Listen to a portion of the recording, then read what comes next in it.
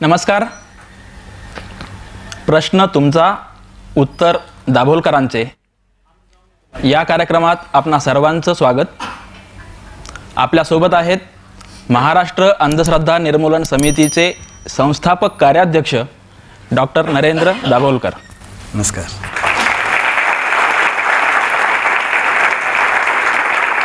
गेली 25 वर्ष महाराष्ट्राच्या कानाकोपऱ्यात अंधश्रद्धा निर्मूलनाच्या वेगवेगळ्या कार्यक्रमांच्या निमित्ताने त्यांना वेगवेगळ्या स्तरातील वेगवेगळ्या लोकांच्याकडून अनेक प्रकारचे प्रश्न विचारले गेले.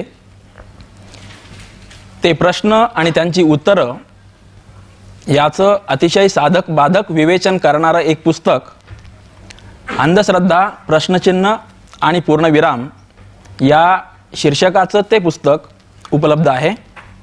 आपण त्या पुस्तकातील आणि त्या पुस्तकाच्याही बाहेरचे असे निवडक 25 प्रश्न, जे प्रश्न सातत्याने महाराष्ट्राच्या कानाकोपऱ्यातून विचारले जातात, ते प्रश्न या कार्यक्रमात त्यांना विचारणार आहोत. माझ्यासोबत एकूण 25 प्रश्नांची यादी आहे.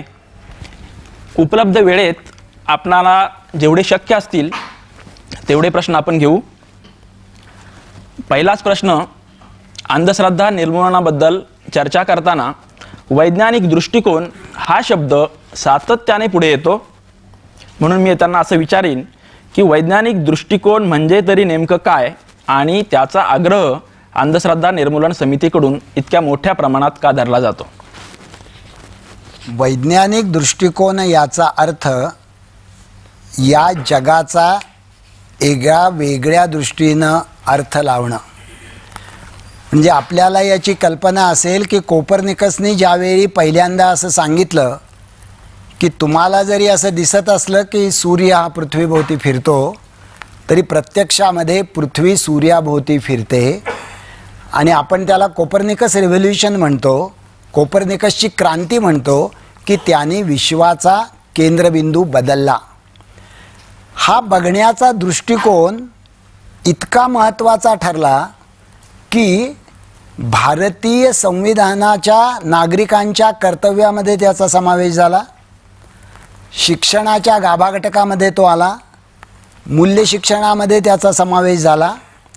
मग आपण जरा असा विचार करायला पाहिजे की वैज्ञानिक दृष्टिकोन अवघ्या 400-500 वर्षापूर्वी जगामध्ये आला आणि धर्माचा इतिहास या देशामध्ये 5-6 हजार वर्षाचा आहे. आपल्या देशामध्ये तर वैज्ञानिक दृष्टिकोन लोकसभेमध्ये 1953 साली मांडला पंडित जवाहरलाल नेहरूने.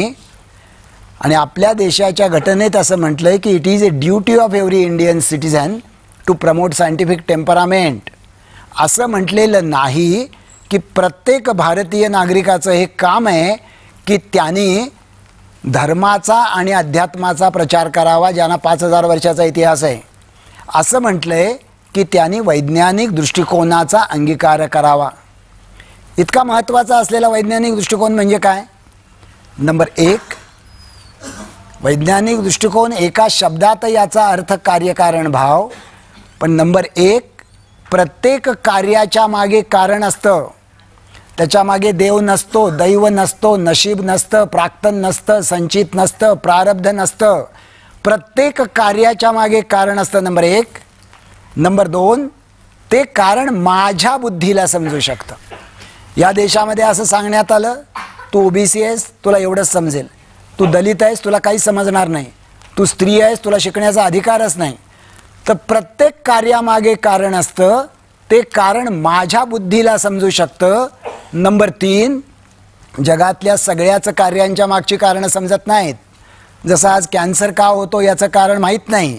पण वैज्ञानिक दृष्टिकोन हा नेहमीच नम्र असतो.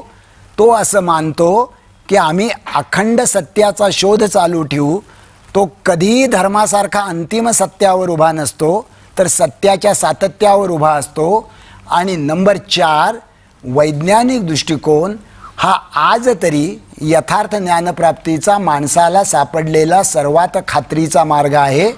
ग्रंथप्रामाण्य, बुद्धिप्रामाण्य, कुणीतरी कोणाच्या डोक्यावर हात ठेवल्यामुळे मिळालेलं ज्ञान, हे सगळे ज्ञानाचे मार्ग आता नकार दिलेले आहेत. त्यामुळे वैज्ञानिक दृष्टिकोनाचा स्वीकार ही मानवी जीवनातली जशी महत्त्वाची बाब आहे तशी या देशाच्या प्रगतीच्या वाटचालीची देखील पायाभूत पूर्व अट आहे असं मला वाटतं आणि म्हणून अंधश्रद्धा निर्मूलन समिती त्याचा एवढा आग्रह धरते. अंधश्रद्धा निर्मूलन समितीच्या सर्व कार्यक्रमांच्या मध्ये तुमच्याकडून आणि तुमच्या कार्यकर्त्यांच्याकडूनही सतत अंधश्रद्धा निर्मूलनाची चतुसूत्री मांडली जाते. ती चतुसूत्री नेमकी काय आहे आणि तिचं अंधश्रद्धा निर्मूलनातलं नेमकं योगदान तुमचं प्रत्यक्षातलं ते काय आहे? अंधश्रद्धा निर्मूलनाची चतुसूत्री अशी आहे: शोषण करणाऱ्या, दिशाभूल करणाऱ्या अंधश्रद्धांना विरोध करणं नंबर 1, वैज्ञानिक दृष्टिकोनाचा विचार प्रसार आणि अंगीकार करणं नंबर 2, धर्माची कृतिशील, विधायक आणि प्रसंगी कठोर चिकित्सा करणं नंबर 3 आणि व्यापक परिवर्तनाच्या चळवळीशी स्वतःला जोडून घेणं नंबर 4. शोषण करणाऱ्या अंधश्रद्धांना विरोध करणं म्हणजे काय? अशा कुठल्या अंधश्रद्धा आहेत? याचं एक गोष्ट आता महाराष्ट्राची विधानसभा जो कायदा पास करणार आहे त्याच्यामध्ये आहे. आणि दुसरं उत्तर, माझ्या एका तरुण कार्यकर्त्यानेच अंधश्रद्धा निर्मूलन म्हणजे काय त्याचा एक मंत्र केला होता. तो गमतीदार मंत्र असा होता: बुवाबाजी भूत बानामती शकून अपशकून नशीब ज्योतिष चमत्कार चकवा दृष्ट लागणे मूठ मारणे देवी अंगात येणे हे सब थोतांड 21 लाख काय जाहीर आव्हान. ह्याच्यामध्ये तुम्ही जे जे काही ऐकलं ते सगळं अंधश्रद्धा आहे. बुवाबाजी भूत बानामती शकून अपशकून नशीब ज्योतिष चमत्कार वगैरे वगैरे त्याच्याशी संघर्ष करणं हे चतुसूत्रीतलं पहिलं सूत्र. दुसरं सूत्र वैज्ञानिक दृष्टिकोनाचा विचार प्रसार आणि अंगीकार करणं, ज्याचं महत्त्व मी तुम्हाला मगाशीच सांगितलं. पण याच्याबद्दल सर्व पातळीवर अंधश्रद्धा निर्मूलन समिती काम करते. अंधश्रद्धा निर्मूलन समितीने फार मोठ्या प्रमाणामध्ये शिक्षकांची प्रशिक्षण शिबिरं घेतलेली आहेत. त्यांच्यामार्फत 2-2.5-3 लाखांचं विद्यार्थ्यांचं प्रशिक्षण केलेलं आहे. फिरत्या नभांगणा आणि फिरत्या तारांगणासारखा उपक्रम घेतलेला आहे. त्यामुळे वैज्ञानिक दृष्टिकोनाचा विचार प्रसार आणि अंगीकार ही दुसरी बाब आहे. तिसरी बाब आहे धर्माची कठोर, कृतिशील आणि विधायक चिकित्सा करणं. मला स्वतःला असं वाटतं की आज महाराष्ट्रामध्ये या पद्धतीनं चिकित्सा कृतिशीलपणे करणारी अन्य संघटना नाही. असा आपण कधीच विचार केला नव्हता की महाराष्ट्रामध्ये साधारणपणे 1-1.5 कोटी गणपती बसतात. ते प्लास्टर ऑफ पॅरिसचे असतात. ते पाण्यामध्ये रंगवलेल्या रासायनिक रंगाने पडतात. त्याचं काय होईल? ही धर्मचिकित्सा आहे. 21व्या शतकामध्ये शनी शिंगणापूरच्या देवळामध्ये आणि महालक्ष्मीला बाईला का प्रवेश नाही? ही धर्मचिकित्सा आहे. महाराष्ट्रातल्या 3-4 हजार जत्रा यात्रांच्या मध्ये मिळून 5-6 लाख बोकडं मारली जातात. ती कशी थांबवता येतील? ही धर्मचिकित्सा आहे. माणसांना आजच्या जमान्यामध्ये विज्ञान इतकं पुढं गेलं असताना आंतरजातीय लग्न का होत नाहीत? ही सगळी धर्मचिकित्सा विधायक आणि कृतिशील पद्धतीनं करणं हा तिसरा भाग आहे. आणि चौथा भाग व्यापक परिवर्तनाच्या चळवळीशी स्वतःला जोडून घेणं. अंधश्रद्धा निर्मूलन आहे की अंधश्रद्धा निर्मूलन म्हणून आमची चळवळ यशस्वी होणार नाही. त्याला व्यापक समाज परिवर्तनाची जोड लागेल आणि व्यापक समाज परिवर्तनाची जोड लागण्याला अंधश्रद्धा निर्मूलनाची चळवळ मदतीची ठरेल. त्यामुळे शोषण करणाऱ्या अंधश्रद्धांना विरोध, वैज्ञानिक दृष्टिकोनाचा विचार प्रसार आणि अंगीकार, धर्माची विधायक आणि कृतिशील चिकित्सा आणि व्यापक परिवर्तनाच्या चळवळीशी स्वतःला जोडून घेणं हे सगळी अंधश्रद्धा निर्मूलन समितीची चतुसूत्री आहे. तुम्ही आता अंधश्रद्धा निर्मूलन समितीची चतुसूत्री सांगितलीत आणि त्याआधी वैज्ञानिक दृष्टिकोनाबद्दल सांगितलं. परंतु सर्व प्रकारच्या लोकांच्या मनामध्ये श्रद्धा आणि अंधश्रद्धा याबद्दल संभ्रम असतो. अनेक लोकांना असंही वाटतं की श्रद्धा ही अंध असू शकत नाही. तर तुम्ही आणि तुमची समिती श्रद्धा आणि अंधश्रद्धा यात नेमका काय फरक करते ते कसं सांगता येईल? हे तुम्ही चांगलं विचारलं की लोकांना असं वाटतं, काही जणांना असं वाटतं की प्रत्येक श्रद्धा ही अंधश्रद्धाच असते. दुसरे काही जण म्हणतात की श्रद्धा ही कधीच अंधश्रद्धा नसते. तिसरे काही जण म्हणतात की श्रद्धा वेगळी आणि अंधश्रद्धा वेगळी. आणि चौथे म्हणतात की श्रद्धा आणि अंधश्रद्धा याच्यामध्ये एक अतिशय थिन अशी रेषा आहे आणि यापैकी कुणीही श्रद्धा म्हणजे काय आणि अंधश्रद्धा म्हणजे काय याची व्याख्या न करताही शेरेबाजी करत असतात. आपण 3 शब्द घेऊ. पहिला म्हणजे विश्वास. मी जर असं म्हटलं की हा ध्वनिक्षेपक माझा आवाज तुमच्यापर्यंत पोचवेल अशी माझी श्रद्धा आहे, तर तुम्ही असं म्हणाल की दाभोलकर, जर या हॉलचा विद्युत पुरवठा खंडित झाला आणि जर याला पर्यायी विद्युत पुरवठ्याची सोय नसेल तर तुम्ही श्रद्धेने साष्टांग नमस्कार घातला तरी तो ध्वनिक्षेपक तुमचा आवाज आमच्यापर्यंत पोचवणार नाही. कार्यकारण भाव स्पष्ट आहे, त्याला आपण म्हणतो विश्वास. विश्वास म्हणजे कार्यकारण भावाचा प्रभाव. अंधश्रद्धा म्हणजे कार्यकारण भावाचा अभाव आणि शोषणाचा प्रभाव. जे सगळं मी मगाशी वर्णन केलं ते शोषण. पण हे असतं तर काम सोपं होतं. अंधश्रद्धेची अधिक खोलात जाऊन केलेली व्याख्या अशी आहे की कार्यकारण भावाचा अभाव आणि मानसिक गुलामीमुळे पावित्र्य लाभलेल्या शोषणाचा प्रभाव. अंधश्रद्धेची खरी भयानकता ही आहे की कार्यकारण भाव स्पष्ट झाला तरी मानसिक गुलामी निर्माण झाल्यामुळे माणसं त्या शोषणाला पावित्र्य देतात. मुलगी ज्यावेळी घरी येऊन सांगते की मी माझं लग्न ठरवलंय तो दुसऱ्या जातीतला आहे, तेव्हा तिचा शास्त्राचा पदवीधर असलेला प्राध्यापक बाप तिला असं म्हणतो की बेटी तूने ये क्या किया, पूरी खानदान की इज्जत खतरे में मिला दी. ती जर त्याला असं म्हणाली की अहो बाबा तुम्हाला माहीत नाही आहे का की आता सगळ्या माणसांच्या जिनोममध्ये 99.97 पॅटर्न एकच आहे जिनोमचा, नाही, मानसिक गुलामी असं सांगते की काही जाती उच्च असतात, काही जाती नीच असतात आणि त्याला पावित्र्य लाभलेलं असतं. त्यामुळे आजही जर लग्न केलं आंतरजातीय तर टोकाचा विरोध होतो. त्यामुळे अंधश्रद्धेमध्ये शोषण असतं पण मानसिक गुलामीमुळे त्याला पावित्र्य लाभलेलं असतं. मग श्रद्धा म्हणजे काय? श्रद्धा म्हणजे उत्कटपणे कृतिशील झालेली विवेक शक्ती. ही न्यायमूर्ती रानडेंनी केलेली व्याख्या आहे. श्रद्धेचा पहिला निकष असा उत्कटता.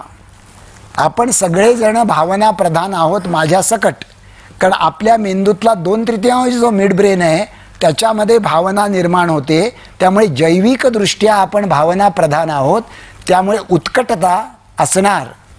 श्रद्धेचं दुसरं वैशिष्ट्य म्हणजे कृतिशीलता. श्रद्धा ही कृतिशीलच असते, नसली तर ती श्रद्धाच नसते.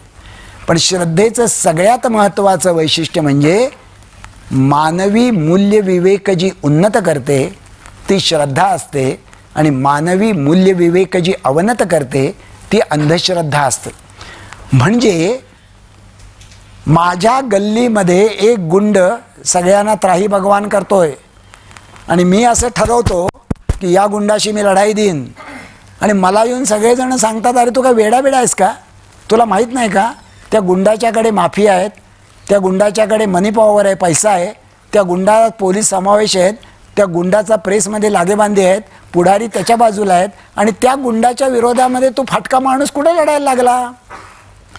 तर मग मी असं म्हणतो हे सगळं तुम्ही सांगता ते मला माहीत आहे, पण माझी अशी श्रद्धा आहे की अंतिम विजय सत्याचाच होतो, किंवा माझी अशी श्रद्धा आहे की देवाच्या कृपेने अंतिम विजय सत्याचाच होतो. देव कृपा करतो का नाही माहीत नाही, अंतिम विजय सत्याचा होतो असा इतिहास नाही. पण मला त्या गुंडाविरुद्ध लढण्यासाठी मला स्वतःला जी कार्यशक्ती एकवटायची असती त्याच्यामुळे मी असं म्हणतो की होय अंतिम विजय सत्याचाच होतो, कारण तो माझा मूल्यविवेक मला सांगत असतो. त्यामुळे मूल्यविवेकता, कृतिशीलता आणि भावना प्रधानता ही श्रद्धेची वैशिष्ट्ये असतात. मला वाटतं हे जर तुम्ही नीटपणे समजून घेतलं तर आपल्याला हे निश्चितपणे कळून येईल की श्रद्धा काय आणि अंधश्रद्धा काय याच्यामध्ये नेमका काय फरक आहे. पहिल्या 3ही प्रश्नांच्या उत्तरांच्या मधून अंधश्रद्धा निर्मूलन समितीची भूमिका कोणत्या प्रकारची आहे याचा अंदाज आपल्याला आता येऊ लागलेला आहे. एक मूलभूत प्रश्न ज्याचा सामना आपण सर्वांनीच आयुष्याच्या सुरुवातीला केलेला असतो तो म्हणजे भूत. प्रत्येकाला केव्हा ना केव्हा भूत हा नेमका काय प्रकार असतो, भूत खरोखर असतं का, या प्रश्नाने कधीतरी त्रास दिलेला असतो. तर तुमची त्याबद्दलची काय भूमिका आहे? नाही, भूमिका आमची अशी आहे की जगात भूत कुठंच नसतं, ते तुमच्या आमच्या मनात असतं. आता हे जे भूत असतं का असं विचारलं जातं, तर अनेक लोक असं विचारतात की भूत खोटं असतं का. तर भूत खोटं असतं, पण तुम्हाला जे वाटतं ते खरं असण्याची शक्यता असते. म्हणजे काय, एक तर भूत भीतीचं असतं, दुसरं भूत भ्रमाचं असतं, नाहीतर तिसरं भूत असतं ते भासाचं असतं. भीतीचं भूत आपण समजू शकतो की एखादा पडका वाडा आहे आणि त्या ठिकाणी स्मगलिंग चालतं, तर त्या ठिकाणी भुताटकी आहे असं जर एकंदरीत पसरवलं गेलं तर कदाचित अशी शक्यता आहे की त्यांचा स्मगलिंग व्यवस्थित चालू शकेल. त्यामुळे त्यांना भूताच्या भीतीचा उपयोग करता येतो. पण भूत भासाचं असतं म्हणजे काय, मी आणि माझा मित्र एकदा स्मशानाच्या बाजूच्या रस्त्याने रात्री 12च्या दरम्यान चाललेलो होतो. लांब होतो आम्ही स्मशानापासनं, आणि एक पांढरी आकृती हवेतनं इकडून तिकडं आणि तिकडून इकडं जाताना माझ्या मित्राला दिसले. माझ्या मागं बसला होता स्कूटरवर. तो काही बोलला नाही. थोड्या वेळाने माझं लक्ष गेलं आणि मलाही दिसली. मी त्याला म्हटलं, अरे तू बघितलंस का? तो म्हटलं, डॉक्टर मी मगाशीच बघितलंय. आता स्मशानाच्या जवळ रात्रीच्या वेळेला एक पांढरी आकृती हवेतनं इकडून तिकडून इकडं जातीये असं म्हटल्यानंतर दोनच शक्यता आहेत की लवकरात लवकर स्कूटर फास्ट करून निघून जायचं, नाहीतर दुसरी गोष्ट म्हणजे तुम्ही चळवळीचे कार्यकर्ते आहात म्हणून जाऊन बघायचं. म्हणून आम्ही त्या स्मशानाजवळ जाऊन बघितलं. त्या स्मशानाच्या जवळ डोंबाऱ्याची पाल होती, दोन बाजूला काठ्या बांधलेल्या होत्या, आणि त्या दोरीवर ती पांढऱ्या पातळातली मुलगी बिचारी रात्री दोरीवर चालण्याचा सराव करत होती. आता हे जर आम्ही बघितलं नसतं तर आम्हाला तो जो भास झाला तो आम्ही म्हटलं असतं, आम्हाला दिसलं हो रात्री हवेतनं स्पष्ट ती पांढरी बाई इकडून तिकडं जात होती. आणि तिसरी गोष्ट म्हणजे हा झाला भ्रम.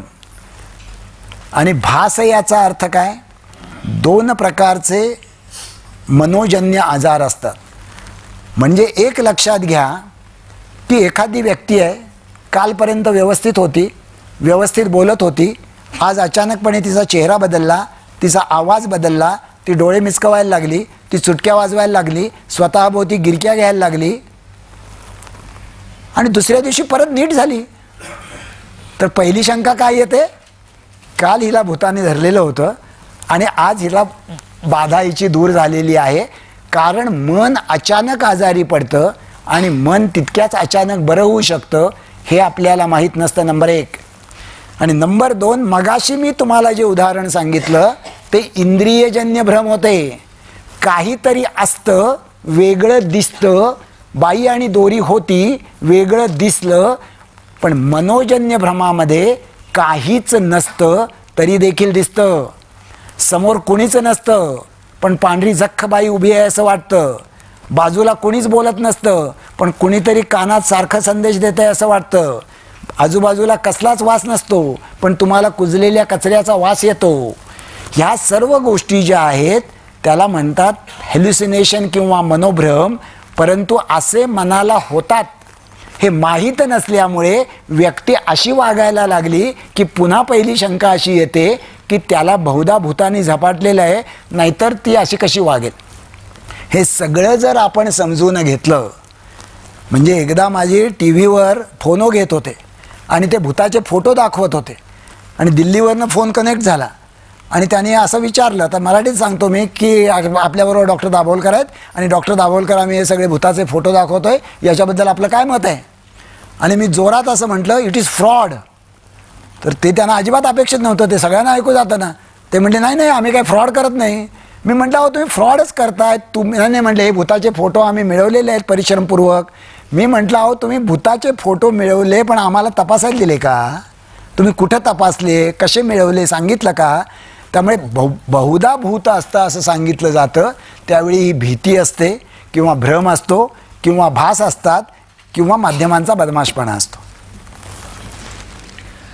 भूत पाहिल्याचा दावा अनेक जण करतात, पण ते इतरांना दाखवता आलेलं नाही किंवा माझ्या मित्राने पाहिलं त्याला दाखवलं इथपर्यंत ते आहे. पण सार्वजनिक स्वरूपात मोठ्या समूहाला असं भीत दाखवल्याचा दावा अद्याप कोणी केलेला नाही, हे खरं आहे. परंतु आपण सर्वांनीच हे पाहिलेलं आहे की काही व्यक्तींच्या अंगामध्ये येतं, देवीचा संचार होतो. हे मात्र सर्वांनी अनुभवलेलं आहे. तर त्याबद्दल थोडंसं सांगा. देवीचा संचार होतो हे खरं तर सांगायचं म्हणजे मला एक किमान अर्ध्या तासाचं भाषण द्यायला लागेल. ते मी 5 मिनिटामध्ये तुम्हाला आता समजावून सांगतो. माझ्या समोरच त्याने घड्याळ ठेवलं आहे, त्यामुळे मी प्रत्येक प्रश्नाचं उत्तर देताना त्या वेळ आणि माझं उत्तर असं जमवण्याचा प्रयत्न करतो आहे. लक्षात घ्या, अंगात येण्याचे 4 प्रकार असतात. एक म्हणजे ढोंग, दुसरं गोष्ट म्हणजे संमोहन, तिसरं म्हणजे पारंपरिक कल्चरली सँक्शन बिहेवियर किंवा पारंपरिक मान्यताप्राप्त वर्तन, आणि चौथं म्हणजे प्रासंगिक मनोविघटन. आता हे मी असं सांगून तुम्हाला काही कळणार नाही म्हणून सोप्या भाषेमध्ये सांगतो. आपलं मन त्याचे 2 भाग असतात समजून घेण्यासाठी. एक असतं बाह्यमन, दुसरं असतं अंतर्मन. बाह्यमन म्हणजे माझं बाह्यमन आत्ता तुमच्या बाह्यमनाशी बोलतं आहे, पण तुमच्या अंतर्मनामध्ये आणखी काहीतरी चाललेलं आहे बरं का, आणि त्याचवेळी माझ्या अंतर्मनामध्ये आणखी काहीतरी चाललेलं आहे. त्यामुळे आपलं अंतर्मन जे असतं ना, ते गोडाऊनसारखं असतं. एखाद्या प्रचंड मोठ्या गोडाऊनमध्ये जसा माल भरलेला असतो, तसं आपल्या आयुष्यामध्ये प्रामुख्याने जी दुःख असतात, ज्या व्यथा असतात, ज्या वेदना असतात, जे वैफल्य असतं, ते सगळं आपण कुठं टाकतो. मी नेहमी बोलताना असा प्रश्न विचारतो की तुमच्यापैकी प्रामाणिकपणे जे कोणी असतील स्त्री पुरुष, त्यांनी प्रामाणिकपणे असं उत्तर मला द्यायचं की लग्नापूर्वी तुम्हाला जशी बायको किंवा जसा नवरा पाहिजे असं वाटलं होतं, तशी बायको किंवा तसा नवरा मिळाला का हो? आता तुम्ही हसला याच्यातच आलं की डॉक्टर जाऊ दे, आता कशाला खपली काढताय उगीच. प्रत्येकालाच राजकुमार किंवा राजकुमारी पाहिजे असते, आणि पमी यमी ठमी कोणतरी आणतात तिच्याशी लग्न करायला लागते. मग त्या राजकुमारीचं काय होतं? तिला तुम्ही अंतर्मनाच्या गोडाऊनमध्ये टाकून देता आणि असं म्हणता की हे जन्म या आयुष्यातली बात नाही, आता पुढच्या जन्मी बघू जमलं तर. पण गोडाऊन तोपर्यंतच व्यवस्थित असतं की जोपर्यंत गोडाऊनमध्ये मावेल एवढा माल असतो. गोडाऊनमध्ये जर सारखा माल येत राहिला तर काय होतं? तो गोडाऊनच्या खिडकीतनं बाहेर जातो, गोडाऊन अस्ताव्यस्त होतं, छपराजवळच्या जाळीतनं बाहेर जातो. तेव्हा गोडाऊनमध्ये माल जास्त आला तरी अडचण, आणि गोडाऊन नीट लागलं आहे पण गोडाऊन किपर दारू प्याला तर, गोडाऊन किपरला झोप लागली तर. त्यामुळे तुमचं मनच चांगलं असतं याचा अर्थ तुमचं बाह्यमन आणि तुमचं अंतर्मन याची सुसंगती चांगली असते. मग तुमच्या अंगात ज्यावेळी येतं त्या बाईच्या, त्यावेळी काय होतं? पहिली गोष्ट म्हणजे मी असं म्हटलं की ढोंग, आणि ते ढोंगच असतं. याची अनेक उदाहरणं आपल्या आजूबाजूला तुम्हाला तपासता येतील, पण आज मी त्या ढोंगाच्या दिशेने जात नाही. तो चळवळीचा मुद्दा आहे, आपण थोडी वैचारिक चर्चा करतोय. नंबर 2, संमोहन. तुमच्यापैकी प्रत्येकजण ज्या वेळेला स्वतः स्वीकारलेल्या सूचनांच्या आधारे संमोहन अवस्थेत जातो, त्यावेळी मी तुमच्यापैकी प्रत्येकाच्या अंगामध्ये तुमचं कुलदैवत आणून तुम्हाला दाखवतो. तुम्ही फक्त 10 मिनटं माझ्या सूचना स्वीकारा. 11व्या मिनिटाला तुम्हाला देवी दिसेल आणि त्या देवीला तुम्ही साष्टांग नमस्कार घालाल आणि त्याचं व्हिडिओ शूटिंग घेऊन मी तुम्हाला दाखवीन, कारण ती मनाची संमोहनाची अवस्था असते. नंबर 2. नंबर 3, पारंपरिक मान्यताप्राप्त वर्तन. अष्टमीला अंगात येतं, अमावास्येला अंगात येतं, गावच्या जत्रे यात्रेमध्ये अंगात येतं. हे सगळं जे असतं तेही संमोहनच असतं, पण ते विशिष्ट परंपरेशी कल्चरली सँक्शन बिहेवियर म्हणून जोडलेलं असतं. आणि सगळ्यात महत्त्वाचं अंगात येणं म्हणजे प्रासंगिक मनोविघटन, ज्याचा आमच्या चळवळीशी जास्त संबंध आहे. तुम्ही कधी असा विचार केला का की या देशामध्ये फक्त बायकांच्याच अंगात काय येतं? बायका काय देव्यांच्या राज्यात पॉप्युलर आहेत की देव्याने असं ठरवलं की आपण बायकांच्याच अंगात जायचं? याचं साधं कारण असं, उदाहरण लक्षात घ्या की जर धरण पाण्याने काठोकाठ भरलं आणि त्याच्यामध्ये जास्त पाण्याची शक्यता राहिली नाही तर धरणाचे दरवाजे उघडावे लागतात, नाहीतर दाब इतका वाढतो की धरण उद्ध्वस्त होतं, फुटतं. बाईच्या अंतर्मनातलं धरण दुःखाने भरतं आणि या देशाची व्यवस्था अशी आहे की बाईच्या मनातलं दुःखाचं धरण लवकर भरावं ते त्यांना माहीत आहे, नाहीतर त्यांना भ्रूणहत्या थांबवायसाठी ते मॅग्नम ओपसला कशाला काम करावं लागलं असतं. त्याच्यामुळे बाईच्या मनाचं दुःखाचं धरण भरलं की तिच्या अंतर्मनाचे दरवाजे उघडले जातात आणि काही काळ ती दुसऱ्या भूमिकेत प्रवेश करते. कृपया लक्षात घ्या, ते एक खरं खुरं नाटक असतं. स्वतःच्या दुःखाचा निचरा करण्यासाठी बाईने अबोध मनाच्या पातळीवर स्वीकारलेला तो मार्ग असतो. त्यामुळे कार्यकर्त्यांना आम्ही नेहमी असं सांगतो की तिचा हा मार्ग चुकीचा आहे, पण तिच्या अज्ञानाने वा समाजाच्या प्रभुत्वाने तिच्यावर तो लादलेला आहे. त्यामुळे अंगात येणं या गोष्टीकडे अंधश्रद्धा निर्मूलन चळवळीचं जे मुख्य सूत्र आहे की अंधश्रद्धा निर्मूलनाच्या कामामध्ये क्रोधापेक्षा करुणेची आणि उपहासापेक्षा आपुलकीची गरज जास्त असते. तसं जर तुम्ही बघितलं तर तुम्ही कदाचित अधिक सहानुभूतीने, अधिक कृतिशीलपणे, अधिक उत्तर देण्याच्या दिशेने याच्याबद्दल बोलू शकाल. आत्तापर्यंतच्या पाचही प्रश्नांची जी उत्तरं तुम्ही दिलीत किंवा त्याचं विवेचन केलं आहे, त्यातून जवळपास असं तुम्ही म्हणताय की चमत्कार असा काही अस्तित्वात नसतो आणि तुमचे कार्यकर्तेही प्रत्यक्ष काम करताना जगात कोणत्याही प्रकारचा चमत्कार नसतो असं अतिशय ठामपणे म्हणतात. तर इतका हा ठामपणा तुमचा आणि कार्यकर्त्यांचा कशाच्या आधारावर आहे? साधी गोष्ट आहे की मी जर असं म्हटलं की जिथं प्रकाश असतो तिथं अंधार नसतो आणि जिथं अंधार असतो तिथं प्रकाश नसतो, तर तुम्ही मला असं म्हणाल काय की दाभोलकर तुम्ही ठामपणे असं कसं म्हणता की जिथं प्रकाश असतो तिथं अंधार नसतो? तर प्रकाश असतो तिथं अंधार राहूच शकत नाही आणि अंधार असतो तिथं प्रकाश येऊच शकत नाही. वैज्ञानिक दृष्टिकोन याचा अर्थ कार्यकारण भाव. चमत्कार याचा अर्थ काय? चमत्कार याचा अर्थ कार्यकारण भावाचा अभाव. म्हणजे लक्षात घ्या, रिकामी हॅट दाखवतो जादूगार आणि त्यातनं जिवंत ससा काढतो, आणि एखादा बाबा तर फक्त रिकामा हात दाखवतो आणि त्यातनं अंगारा काढतो. तुम्ही काय कार्यक्रम संपल्यानंतर जादूगाराचे जाऊन पाय धरत नाही की तुम्ही आत्ता रिकाम्या हॅटमधनं ससा काढला, मग रिकाम्या हॅटमधनं जरा माझी उद्याच्या प्रश्नाची प्रश्नपत्रिका पण काढून द्या परीक्षेची. तो बिचारा जादूगार पोटार्थी कलाकार असतो आणि बाबाचा चमत्कार हा दैवी शक्तीचा आविष्कार असतो. त्याच्यामुळे लक्षात घ्या की आम्ही असं मानतो, हे गमतीदार आहे पण लक्षात घ्या, म्हणजे एक तर गोष्ट ही खरंच आहे की आत्तापर्यंत कोणीही चमत्कार सिद्ध केलेला नाही. पण याचं कारण तुम्हाला माहीत आहे का? चमत्कार सिद्ध होणं हे दोन शब्द जे आहेत ना तेच मुळात अंतर्विसंगत आहेत. चमत्कार सिद्ध होणं म्हणजे काय करणं माहीत आहे? मी म्हटलं की एक गोष्ट तुम्हाला कधीच करता येणार नाही कारण ती तुम्ही केली तर चमत्कार ठरेल, ती म्हणजे स्वतः किती वाजता गाढ झोपी गेलो हे स्वतःच्याच हाताने लिहून ठेवणं. तुम्ही जर स्वतःच्या हाताने लिहून ठेवलं तर त्यावेळी गाढ झोपी गेलेला नव्हता, आणि तुम्ही जर गाढ झोपी गेलेला असाल तर स्वतः लिहून टाकत नाही. त्यामुळे आम्ही तर असं म्हणतोच, पण आपल्याकडे लोकांना संतांच्या चमत्काराचं फार कौतुक आहे आणि त्याच्याबद्दल बोललेलं लोकांना आवडत नाही.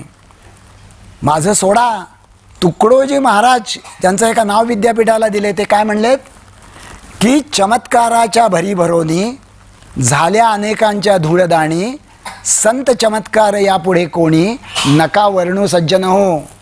लोकांची या ओळखून भावा, अनेक दांभिक येती गावा, लुटती जनास ढोंगी बाबा, मागे लागून या. आणि मग लोक काय करतात? प्रयत्नाचा मार्ग सोडती, अल्पसायासे लाभ इच्छिती, चमत्काराच्या थापेत जाती गारुडियांच्या.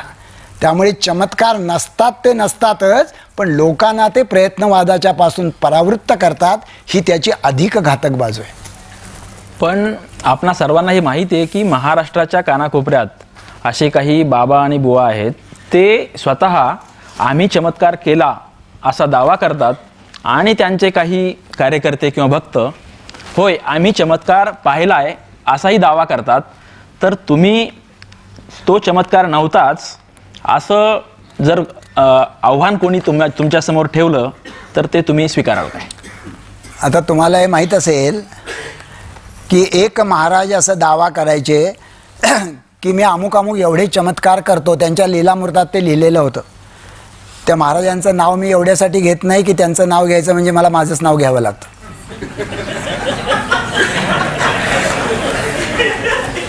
मग मी त्या महाराजांच्याकडे नाणीजला गेलो. त्यांचे आणि माझी आमने सामने चमत्कारावर चर्चा झालेली 20 मिनिटाची चित्रफीत उपलब्ध आहे. चमत्कार करण्यासाठी जो माणूस तयार असेल त्याला आमचं 21 लाख रुपयाचं आव्हान आहे. मग असं मी एके ठिकाणी बोललो. मग एक पत्रकार उठले आणि म्हणले, पण तुमच्याकडे खरंच 21 लाख रुपये आहेत का? तुम्ही का हसलात? तुम्हाला वाटलं फाटका माणूस आहे, कुठले 21 लाख रुपये असणार? ज्यावेळी चमत्कार सिद्ध करण्याचं आव्हान आम्ही दिलं होतं त्यावेळी आमच्याकडे 1 लाख रुपये नव्हते. जर कुणी आव्हान स्वीकारलं तर दाभोलकर त्यांचं स्वतःचं घर बँकेकडे गहाण टाकायचे. बँक सॉल्व्हन्सी सर्टिफिकेट द्यायची की नरेंद्र दाभोलकरांच्या घराची देयपात्र किंमत 1 लाख रुपये आहे. संबंधितांनी चमत्कार केला तर घर ताब्यात घेऊन त्याला 1 लाख रुपये देऊ. नंतर जसजशी चळवळीची ताकद वाढली मग ते आव्हान 5 लाखाचं झालं, मग 11 लाखाचं झालं. आता चळवळीचं ते आव्हान 21 लाखाचं आहे. परंतु मी आपल्याला सांगतो की आत्तापर्यंत एकाही माणसाने ते आव्हान स्वीकारलेलं नाही. त्याच्यासाठी समिती आहे, त्याच्यावर प्रताप पवार आहेत, ND पाटील आहेत, ज्येष्ठ शास्त्रज्ञ वसंत गोवारीकर आहेत, ज्येष्ठ अभिनेते डॉक्टर श्रीराम लागू आहेत. त्यांच्यापर्यंत जाण्याची मला कधी तसदी पडली नाही. जेवढ्याने आव्हान स्वीकारलेलं आहे ते सगळे पराभूत झालेले आहेत. तेव्हा ज्या बाबा बुवांना 21 लाख रुपये पाहिजे असतील त्यांच्यासाठी सुवर्ण संधी आहे की त्यांनी ही कॅसेट बघितल्यानंतर जरूर चमत्कार करायला पुढे यावं. याला जोडून दुसरा एक सुसंगत म्हणावा असा प्रश्न जो फलज्योतिषाबद्दलचा आहे आणि त्याबद्दल असा दावा केला जातो की फलज्योतिषाला या देशात 2000 वर्षांचा इतिहास आहे आणि तुम्ही तर असं म्हणताय की फलज्योतिष हे शास्त्रच नाही. तर तुम्ही हे कशाच्या आधारावर म्हणताय? हे बघा, कुठलीही गोष्ट शास्त्र आहे हे कसं सिद्ध होतं याचे जागतिक पातळीवर सर्वमान्य निकष आहेत. ते नरेंद्र दाभोलकरांनी मांडलेले नाहीत. ते निकष काय आहेत की गृहीतक किंवा हायपोथिसिस मांडावं लागतं आणि ते हायपोथिसिस सिद्ध करावं लागतं. त्याच्यानंतर त्याचं सिद्धांतात रूपांतर होतं. तुम्ही कुठल्याही ज्योतिषाला जाऊन विचारा की नरेंद्र दाभोलकर असं म्हणाले की फलज्योतिषाचं गृहीतक काय, तो तुम्हाला सांगणार नाही. मी सांगतो. फलज्योतिषाचं गृहीतक काय आहे? 3 गोष्टी. नंबर 1, आकाशस्थ ग्रहगोलांचे मानवी जीवनावर सतत आणि अखंड परिणाम होत असतात. नंबर 2, ते तुमच्या जन्माच्या वेळेवर अवलंबून असतात. नंबर 3, त्याप्रमाणे तुमचं भविष्य कळतं, ठरतं किंवा बदलतं. हाही पुन्हा 1 तासाच्या व्याख्यानाचा विषय आहे, मी जो तुम्हाला 2 मिनिटात समजावून सांगतोय. आकाशस्थ ग्रहगोलांचे मानवी जीवनावर परिणाम होतात असं क्षणभर मान्य करू.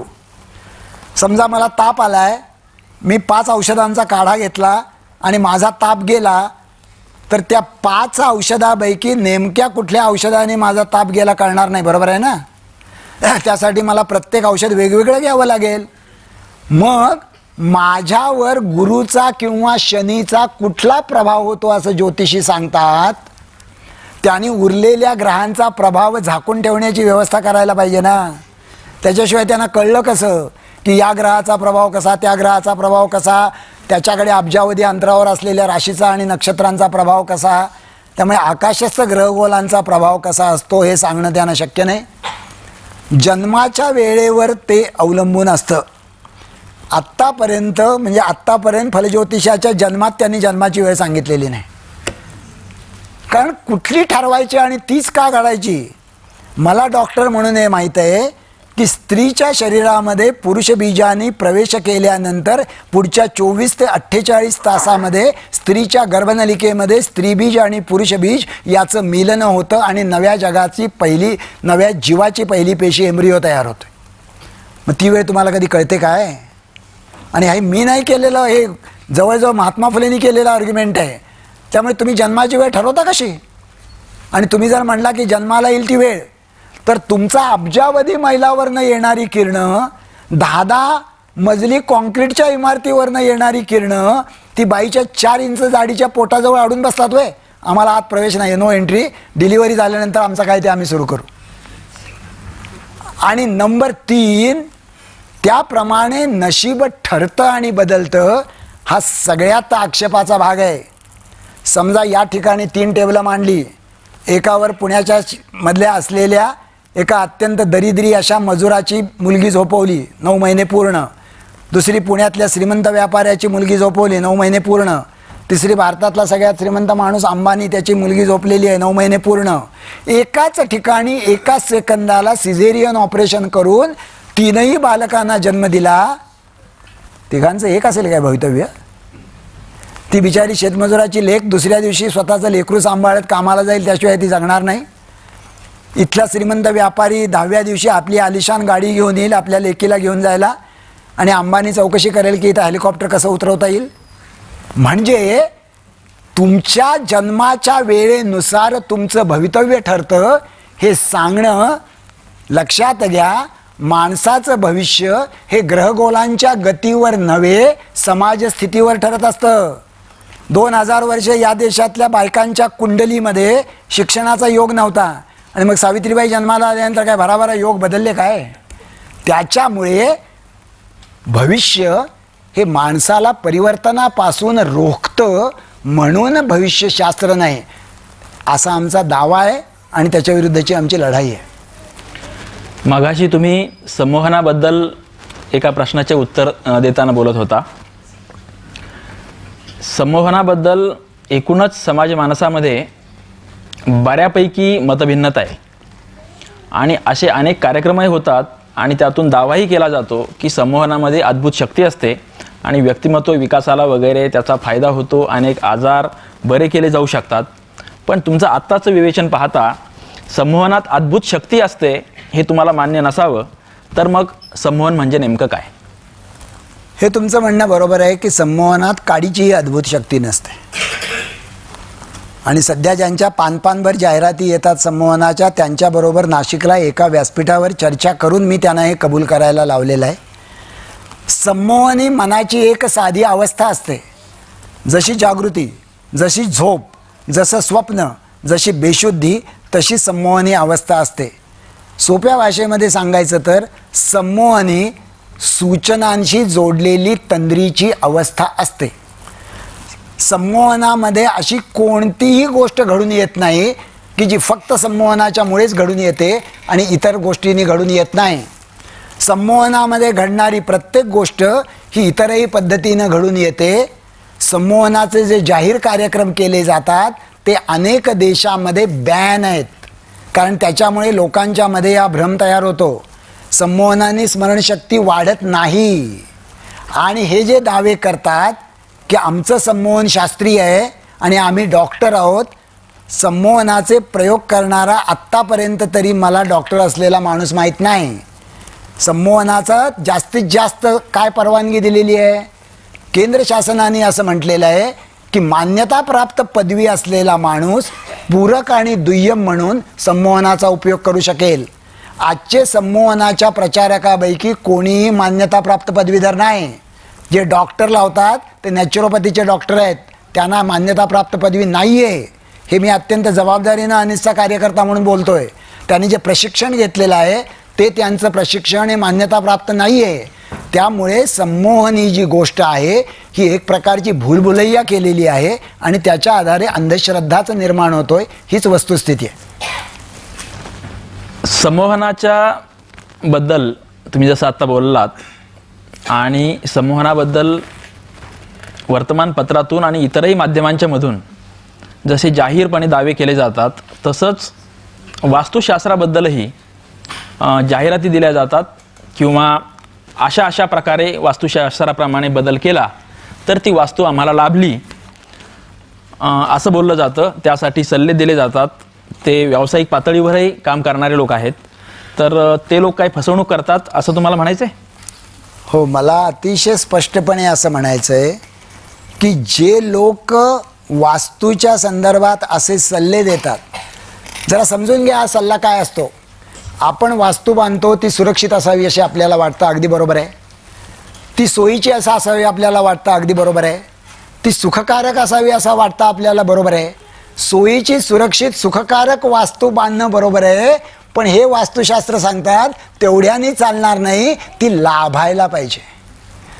त्या वास्तूमध्ये गेले की माझ्या मुलीला मुलगाच व्हायला पाहिजे, 12वीला असलेल्या मुलाला डोनेशन न देता ॲडमिशन मिळायला पाहिजे, मिस्टरांचं प्रमोशन व्हायला पाहिजे, कोर्टातली केस माझ्या बाजूला लागायला पाहिजे. आणि मग हे कसं होईल?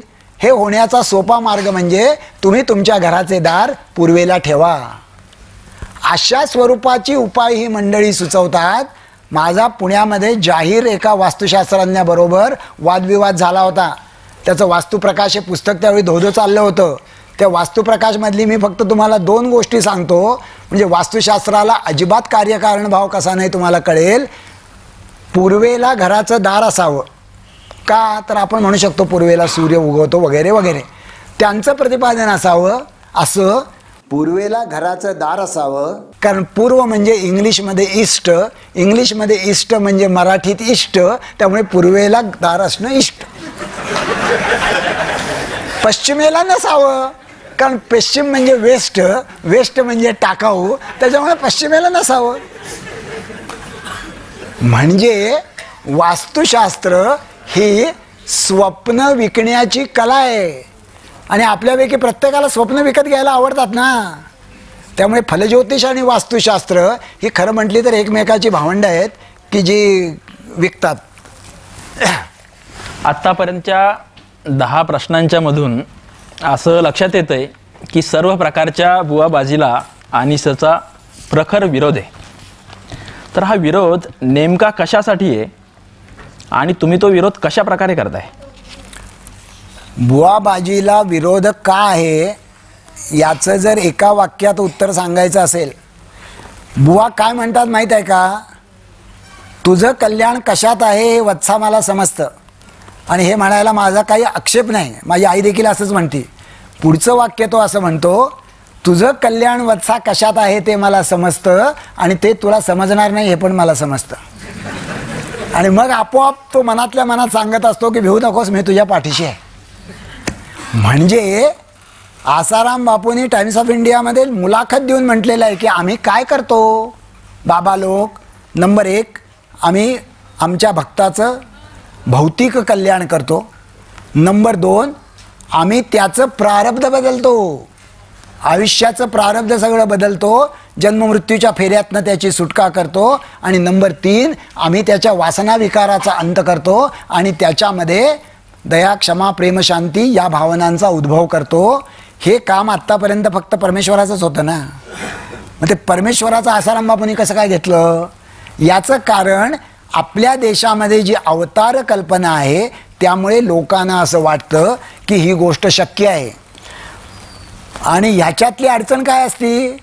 आम्ही लढायला गेलो म्हणजे आत्तापर्यंत मला एकही माणूस असा भेटलेला नाही की जो असं म्हणतो मी चुकीचं काम करतो. लोक असं म्हणतात, डॉक्टर तुम्ही अंधश्रद्धा निर्मूलनाचं काम करतात ते चांगलंच आहे, बुवा आणि बाबा लेकाचे हरामखोर असतात, ते लोकांना फसवतात, स्त्रियांचं शोषण करतात. एवढे सगळे एका दमात बोलून झाल्यानंतर तो असं म्हणतो, पण डॉक्टर सगळेच बाबा काही तसे नसतात बरं का. आमचा जो बाबा आहे तो खर्रा खुर्रा, बाकीचे लेखाचे सगळे बदमाश. याच्याबद्दल मंगेश पाडगावकरांची एक अतिशय चांगली कविता आहे, तेवढी मी सांगितली की आम्ही का विरोध करतो ते तुम्हाला कळेल. त्यांनी दासबोध समर्थाने लिहिला आणि यांनी जे लिहिलं आहे मंगेश पाडगावकरांनी आजची परिस्थिती बघून, त्या कविता संग्रहाचं नाव आहे उदासबोध. त्याच्यामध्ये त्यांनी बुवाबाजी नावाची कविता लिहिली आहे. त्यात काय म्हटलं आहे? माणसे खपाट खंगलेली, आतून आतून भंगलेली, अदृश्य दहशतीने तंगलेली, आधार पाहिजे. कसा आधार? प्रत्येकास येथे हवा कोणीतरी जबरी बुवा, जो काढेल साऱ्या उवा मनातल्या चिंतेच्या. आधी म्हणे जय साई, मगचा अधिकारी लाच खाई, अजून पकडला गेला नाही, कृपा म्हणे बाबांची. आपण शोधायचे नाही, आपण लढायचे नाही, आपण भिडायचे नाही आयुष्याला. कणा झिजून गेला पार, शिरजोरी पुढे सर्व लाचार, बुवा नाम जपाचा उच्चार नशा देई. म्हणजे शेवटी तुम्हाला बुवाबाजी ही एका वेगळ्या प्रकारच्या नशेकडे आणून टाकते. त्याच्या विरोधी आम्ही 3 गोष्टी करतो. एक उघड संघर्ष करतो, दुसरं चमत्काराला आव्हान देतो, आणि तिसरं म्हणजे व्यापक आणि आक्रमक असं प्रबोधन करतो. सर्व प्रकारच्या बुवाबाजीला विरोध करताना अनिसच्या एकूण सगळ्या भूमिका लक्षात घेतल्या तर तुम्ही आणि अनिसचे सर्व कार्यकर्ते धर्माला नाकारता आणि सर्वसामान्य समूहाला तर नीतीने जगण्यासाठी धर्माची आवश्यकता असते. मग तुमचा हा धर्माला इतका प्रखर विरोध म्हणजे समाजाला नैतिकतेने जगण्यासाठी जे काही आवश्यक असतं तेच त्यांच्या पायाखालचं काढून घेणं असं होत नाही का? नाही नाही, तुम्ही लक्षात घ्या, या देशामध्ये मला जो माणूस असा भेटेल की मी धार्मिक आहे आणि मी धार्मिक आहे म्हणून देवाच्या प्रीतीनं किंवा देवाच्या भीतीनं मी नैतिक वागतो, त्याला मी मनापासून हस्तांदोलन करून मिठी मारायला तयार आहे. अडचण अशी आहे, जाऊन अभ्यास करा तुरुंगाचा. तुरुंगामधले 100% लोक हे चांगला धर्म आणि देव मानणारे असतात. असं कसं काय? देव आणि धर्म मानणारे लोक तुरुंगात नाही पाहिजेत? त्यांना धर्माने सांगायला पाहिजे की ही सगळी अनितिमान कृत्य करू नकोस. किंवा असं कसं काय की सगळ्यांची सर्व ठिकाणी तक्रार एकच की आपल्या देशात काय भ्रष्टाचाराशिवाय काय होतच नाही काम. म्हणजे या देशातले 99.99 माणसं धार्मिक आणि तरी देखील हा देश भ्रष्टाचारामध्ये नंबर 1. म्हणजे काहीतरी चुकतंय. जर माणसं धर्माच्या साह्याने नैतिकतेने वागत असतील तर त्याच्याबद्दल अंधश्रद्धा निर्मूलन समिती पूर्णपणे आदर करते. मात्र आम्हाला असं वाटतं की नैतिकतेने वागावं, ते स्वतःच्या विवेकाने वागावं. वर्गामध्ये 2 प्रकारे शांतता राहू शकते. नंबर 1, शिक्षकांनी समजावून सांगितलेलं आहे, सगळ्यांनी शांत राहायचं, अभ्यास चांगला होतो. नंबर 2, मास्तर भयंकर मारकुट आहेत, दंगा केला तर ठोकून काढतो, गप बसलेलं बरं. या 2 पैकी शांत दोन्हीमुळे शांत बसतात. पण अधिक चांगलं शांत बसणं कुठलं पहिलं का दुसरं? कारण तो माझा निर्णय आहे. मी ठरवलंय शांत बसायचं. दुसरं मी मारकुट्याच्या मास्तरच्या भीतीनं ठरवलंय, त्याची बदली झाली की मी दंगा करायला मोकळा आहे. त्याच्यामुळे मी नीतीनं वागावं, विवेकाने, माणसाने, अशा चळवळीचं काम करतो. पण जे कोणी धर्माच्या नावाने नीतीनं वागत असतील त्यांचा पूर्ण आदर करतो. तुम्ही धर्म नाकारताय, मग तसा देवही नाकारताय का कोणत्याही स्वरूपातला? हाही पुन्हा असाच एक प्रश्न आहे की याचं मला फार सविस्तर उत्तर दिलं पाहिजे. पण याचं मी तुम्हाला गोळीबंद उत्तर देतो. पहिली गोष्ट अशी की तुम्ही देव नाकारताय का असा प्रश्न तुम्ही ज्यावेळी मला विचारता त्यावेळेला तुम्ही देवाची व्याख्या केलेली नाही. तुम्ही जर मला असं विचारलं असतं की जगाची निर्मिती करणारा देव तुम्ही नाकारता का, जगाचं नियंत्रण करणारा देव तुम्ही नाकारता का, चमत्कार करणारा देव तुम्ही नाकारता का, नवसाला पावणारा देव तुम्ही नाकारता का, तर मी निसंदिग्धपणे असं म्हटलं असतं की हो, हा देव मी नाकारतो. पण तुम्ही जर मला असं विचारलं असतं की तुम्ही गाडगे बाबांनी जी देवाची कल्पना स्वीकारली ती नाकारता का, तर तुम्हाला माहीत नसेल गाडगे बाबा 30 वर्ष आषाढी आणि कार्तिकी एकादशीला पंढरपूरला गेले. एकदाही उपवास केला नाही, एकदाही देवळात गेले नाहीत. लोकांनी खराब केलेला चंद्रभागेचा किनारा स्वतःच्या खराट्याने साफ करायचे, रात्री कीर्तनाला उभे राहायचे, समोरच्या हजारोंच्या श्रोतृ समुदायाला विचारायचे, बापो देव पाहिला का देव? लोकांना वाटायचं कमाल आहे, आम्ही इथं कशाला आलोय? ते म्हणायचे पाहिला जी. बाबा म्हणायचे कमाल आहे, तुम्ही देव पाहिला? तुमचा देव कोठे राहतो? लोकांना वाटायचं या माणसाला काहीच माहीत नाही. ते म्हणायचे अरे आमचा देव देवळात राहतो, तो विटेवर उभा आहे, तो रंगाने सावळा आहे, त्याचे कटीवर हात आहेत, त्याच्या बाजूला रखमाई आहे. बाबा म्हणायचे कमाल आहे, तुमचा देव देवळात राहतो, माझा देव माझ्या मनात राहतो. मग तरी लोकांना काही कळायचं नाही. मग बाबा विचारायचे तुम्हारे देवाले आंघोळ करते की नाही? लोक म्हणायचे करते. तर बाबा म्हणायचे तुम्हारे देवाले आंघोळ कोण घालते? लोक म्हणायचे आम्हीच घालतो जी. बाबा म्हणायचे अरे जे तुमचे देवाले स्वतःची आंघोळ स्वतःला करता येत नाही तो तुम्हाला तुमच्या भाग्याची आंघोळ रे काय घालणार? मग पुढं बाबा विचारायचे तुम्हारे देवाले धोतर नेसते की नाही? लोक म्हणायचे नेसते. तर बाबा म्हणायचे अरे जे तुमचे देवाले स्वतःचे नेसूचे धोतर स्वतःला नेसता येत नाही तो तुम्हाला तुमच्या भाग्याचं वस्त्र रे काय देणार? पुढं बाबा म्हणायचे तुम्हारे देवाले नैवेद्य दाखवते की नाही? लोक म्हणायचे दाखवते. बाबा म्हणायचे नैवेद्य दाखवून काय करते? लोक म्हणायचे नैवेद्याच्या बाजूला हातात काठी घेऊन बसते. बाबा विचारायचे कशाला? लोक म्हणायचे कावळा कुत्रा ते नैवेद्य खायला येईल त्याला हाकायला. बाबा म्हणायचे अरे जे तुमचे देवाले त्याच्यासाठी वाढलेल्या स्वतःचे नैवेद्याचे स्वतःले रक्षण करता येत नाही तो तुमच्या आयुष्याचं रक्षण रे काय करणार? आणि पुढं मित्रांनो बाबा एक लाख मोलाचा प्रश्न विचारायचे, जित्ता जागता देव कोणी पाहिला का? जित्ता जागता देव. आणि आपण कोणी तो पाहिलेला नसतो. लोक कावऱ्या बावऱ्या चेहऱ्याने इकडं तिकडं बघायला लागायचे. गाडगे बाबांच्या बाजूला एक माणूस उभा असायचा, चेहरा रापलेला, पांढरी शुभ्र दाढी, अंगावर जाडे भरडे खादीचे कपडे, पाय अनवाणी. त्याच्याकडे बोट दाखवत बाबा म्हणायचे अरे हे भाऊराव पाटील बघा, हे महारामांगाच्या पोरानं शिकवण्याचं काम करते, त्याला देव म्हणा. ते गांधी बाबा बघा, ते गांधी बाबा बघा, ते देशासाठी मर मर मरते, त्याला देव म्हणा. अरे अडाण्याला शिक्षण द्यावं, आजाऱ्याला औषध द्यावं, बेघराला घर द्यावं, रंजल्या गांजलेल्याची सेवा करावी, मुक्या प्राण्यावर दया करावी. बापो देव याच्यात राहते, बापो देव देवळात राहत नाही, देव आपल्या मनात राहते. देवळात फक्त पुजाऱ्याचे पोट राहते. म्हणजे तुम्ही देव काय मानता याच्यावर अंधश्रद्धा निर्मूलन समितीचं उत्तर अवलंबून आहे. तुम्ही जर म्हणला की नैतिकतेचा आविष्कार असा मी देवाचा अर्थ लावतो तर मी असं म्हणेन की माझा विवेक मला हा आदेश देतो, पण तुमचा देव जर तुम्हाला नैतिकतेचा आदेश देत असेल तर मी त्याचं पूर्ण स्वागत करतो. अनिसाला देवाचा आणि धर्माचा आधार वाटत नाही, पण समाज सुधारकांचा मात्र आधार वाटतोय. आणि तुमच्या सर्व विवेचनामध्ये समाज सुधारकांचा वारसा तुम्ही सातत्याने सांगता असंही दिसतं. आत्ताच गाडगे बाबा आणि कर्मवीर भाऊराव यांच्याबद्दल बोललात, तर हा इतका आधार तुम्हाला कशामुळे वाटतो? खरं म्हटलं तर परिस्थिती अशी आहे बरं का, महाराष्ट्रातल्या समाजसुधारकांनी फार मोठी कामं केली. शिक्षणाबद्दल केली, कामगारांच्याबद्दल केली, शेतकऱ्यांच्याबद्दल केली, पण त्यांनी जो बुद्धिप्रामाण्यवादाचा वारसा दिला ना तो मात्र आपण पुरेशा प्रभावीपणे समजून घेऊ शकलो नाही. 1823 साली लोकहितवादींचा जन्म झाला आणि 1973 साली प्रबोधनकार ठाकरे वारले. 150 वर्षाची अखंड परंपरा आहे. मी तुम्हाला सांगतो की माझ्या चळवळीला त्यातनं काय मिळालं.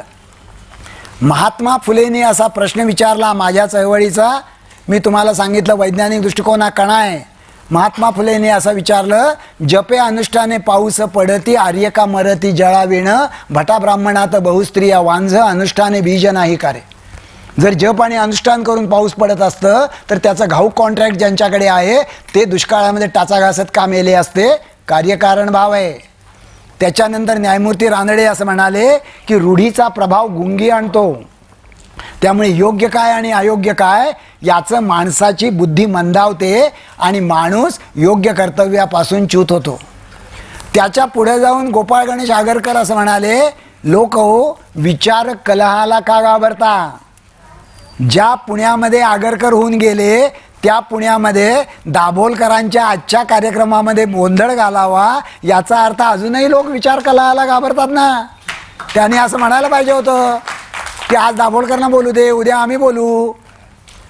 आणि आपल्याला माहीत असेल की हिंदू हृदय सम्राट नंबर 1, नंबर 2 नंतर झाले. नंबर 1 स्वातंत्र्यवीर सावरकर काय म्हणाले.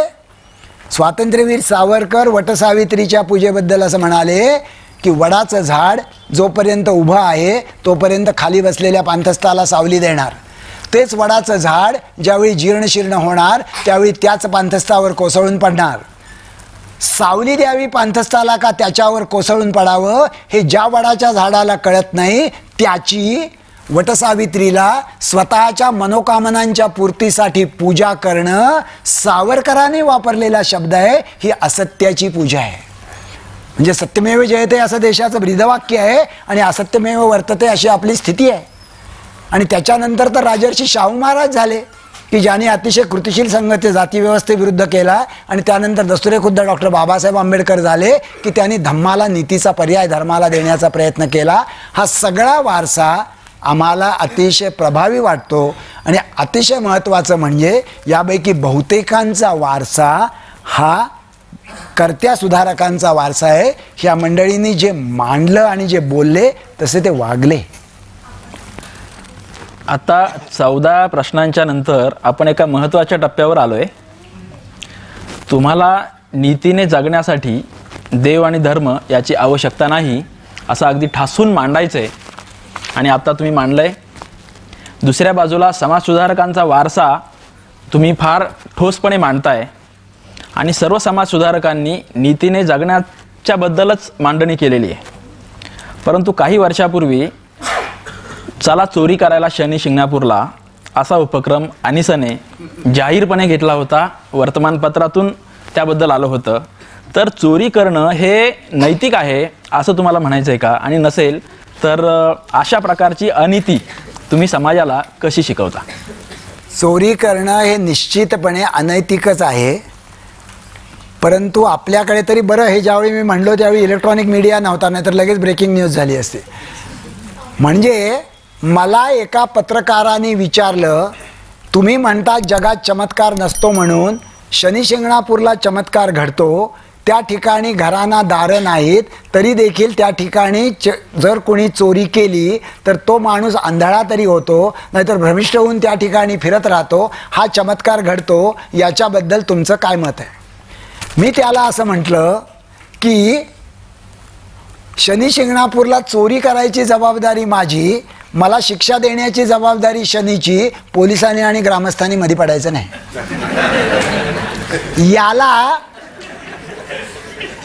याला त्यांनी स्वतःच्या कल्पकतेने मसालेदार शीर्षक दिलं की नरेंद्र दाभोलकर असं म्हणाले की चला शनी शिंगणापूरला चोरी करायला, असं आंदोलन आम्ही चालवणार आहोत. आता साधी गोष्ट अशी आहे की चोरी करणं हे चांगलं नाहीच, पण त्याच्यापेक्षा भ्रम पसरवणं हे अधिक वाईट आहे. शनी शिंगणापूरला खरोखरच जर चोरी होत नसती तर मी असं म्हटलं असतं, भले ती अंधश्रद्धा राहू दे. शनी शिंगणापूरच्या पोलिसांच्या डायरीमध्ये तुम्हाला ढीगभर चोरीच्या तक्रारी आढळतात. नंबर 1. शनी शिंगणापूरच्या शाळेत गेलं तर तिथल्या मुख्याध्यापकाची पंचायत असती. महत्त्वाची रजिस्टर जर तिथंच ठेवली कुलूप नसलेल्या कपाटात तर नोकरी जाईल, आणि नाहीतर मग ठेवली नाहीत तर इज्जत जाईल. म्हणून रोज तो ती सगळी रजिस्टर घरी घेऊन जातो आणि सकाळी येताना परत आणतो. बाकीचं सगळं सोडा. जर शनिदेवाच्या प्रभावाने चोरी होत नसेल तर शनी शिंगणापूरच्या देवाच्या समोरचं देणगीचं ताट किंवा पेटी कशी पाहिजे? उघडी पाहिजे ना. पण मग अडचण अशी आहे पुन्हा तीच की ती जर उघडी ठेवली तर पैसा जातो आणि ती जर बंद ठेवली तर देवाचा प्रभाव प्रश्नचिन्हांकित होतो.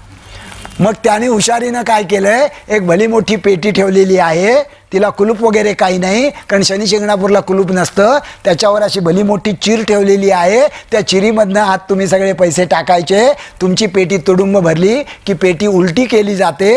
खालच्या बाजूला असलेली नटबोल्ट आणि पत्रा काढला जातो. आतला सगळा माल बाहेर काढला जातो. परत नटबोल्ट आणि पत्रा लावला जातो. परत पेटी सुलटी केली जाते. हे काय देवावरच्या श्रद्धेचं लक्षण आहे? त्याच्यामुळे भ्रम तपासला पाहिजे. भ्रम आणि सत्याच्या तपासणीला नकार, याच्यामुळे कुठलीच गोष्ट पुढे जाऊ शकत नाही. याच्यासाठी लोकांच्या बुद्धीला धक्का द्यायला आम्ही तसं बोललो. त्याचं एका चमचमीत किंवा चमकदार वाक्यात रूपांतर झालं म्हणून हा प्रश्न आला. खरं तुम्हाला देवाचा आधारही वाटत नाही आणि देवाची भीतीही वाटत नाही, हे आता आम्हाला जवळपास कळलंय.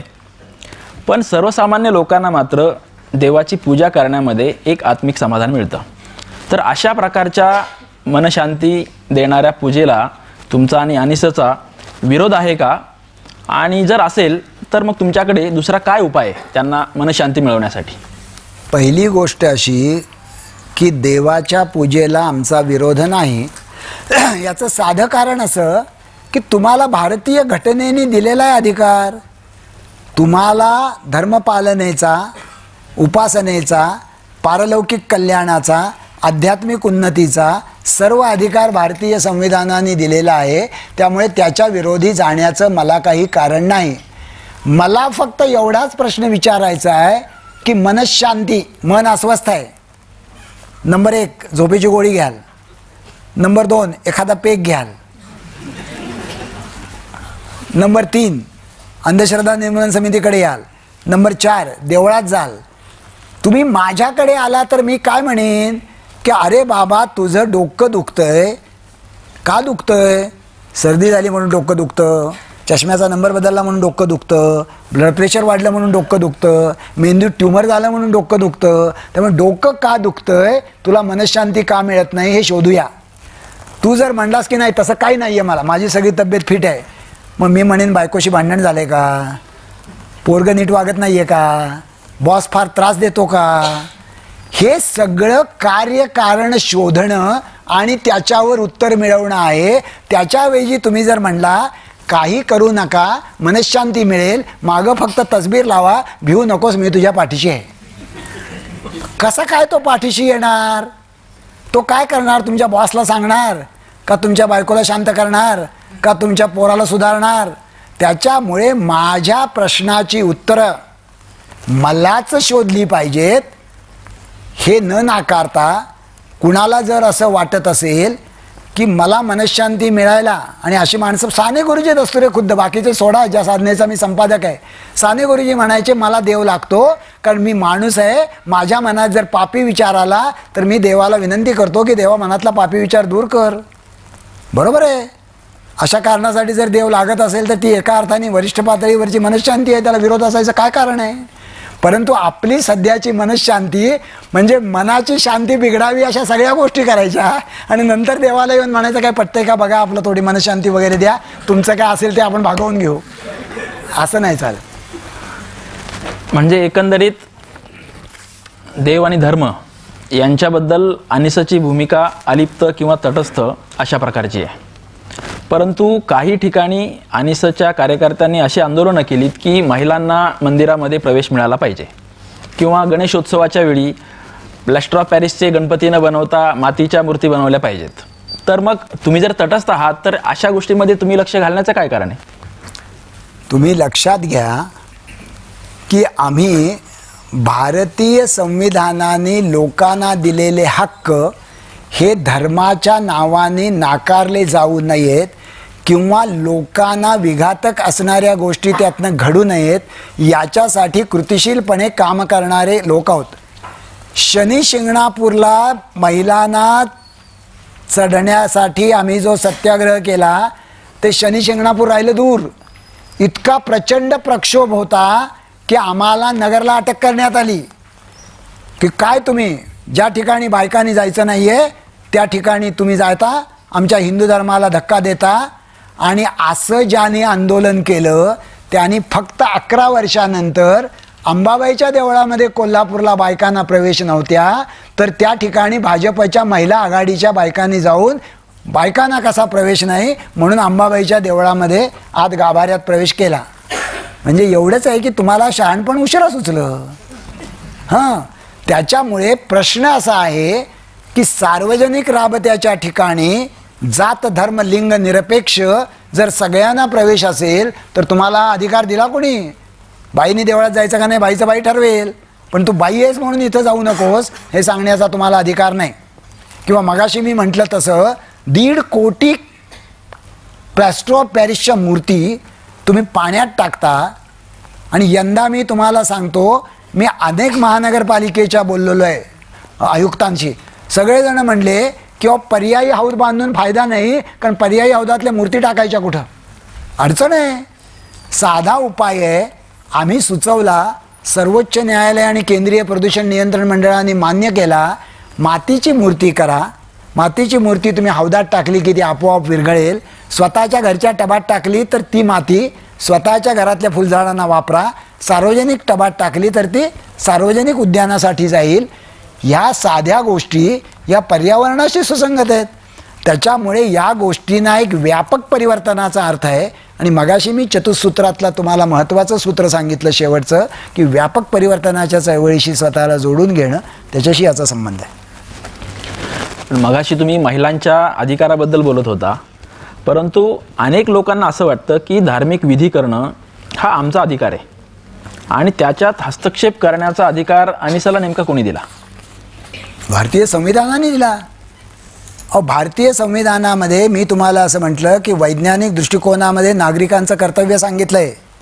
ते काय आहे तुम्हाला सांगू का? ते शब्द असे आहेत, it is a duty of every Indian citizen to promote scientific temperament, spirit of inquiry, spirit of reform and ह्युमॅनिझम.